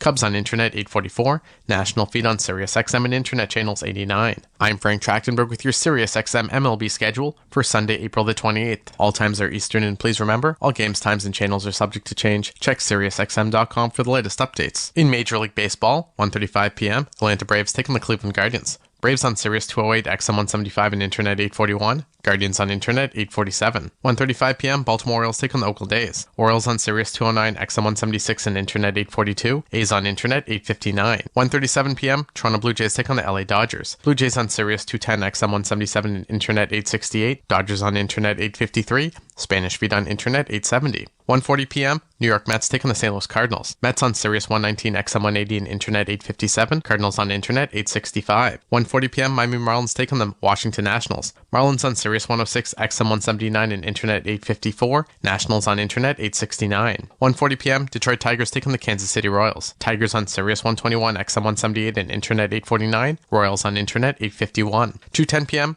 Chicago White Sox take on the Tampa Bay Rays. White Sox on Sirius 160, XM 181, and Internet 845. Rays on Internet 866. 2:10 p.m. Milwaukee Brewers take on the New York Yankees. Brewers on Sirius 161, XM 182, and Internet 855. Yankees on Internet 858. 2:35 p.m. Texas Rangers take on the Cincinnati Reds. Rangers on Sirius 162, XM 183, and Internet 867. Reds on Internet 846. Spanish feed on Sirius 146, XM 184, and Internet 871. 4:05 p.m. Colorado Rockies take on the Houston Astros. Rockies on Sirius 103, XM 185, and Internet 848. Astros on Internet 850. The PGA Tour comes to life on SiriusXM. It's your destination for everything on the tour. Hear live hole-by-hole coverage and expert analysis. PGA Tour Radio, SiriusXM 92. With Josh Naylor and Jose Ramirez leading the way, Xavier Scruggs from SiriusXM MLB Network Radio is impressed with what the Cleveland Guardians have done so far this season. They're one of the more exciting teams to watch play baseball, and I think mostly because they come up in so many clutch situations, and it's been that way since the season has really started. We talk a lot about impact players. Josh Naylor is exactly that. He's one of the more underrated hitters that we have in the game. There's a confidence there that is something that everybody wants as a hitter. You can tell that he just believes in himself so much in his own approach. And you heard Stephen Vogt talking about how he approaches lefties and doing a good job with that. And that's so important because you think about Jose Ramirez, which is an MVP caliber player every year. He's got to have that type of protection. And that's something that they've kind of battled over the past few years. So it's nice to have some consistency there with Josh Naylor and what he's doing. And then the rest of the offense has been really good too. Stephen Kwan at the top of the order has been one of the more impact players as well. OPS close to 900. You got Fry doing his thing as well. Jose Ramirez is still trying to find it a little bit, but guys have stepped up in some big situations, and the pitching we knew was kind of going to be there. Even though they lost Shane Bieber, they're doing everything the right way, and they're winning in big clutch situations. That really is a sign of a team that can win the one-run games more often.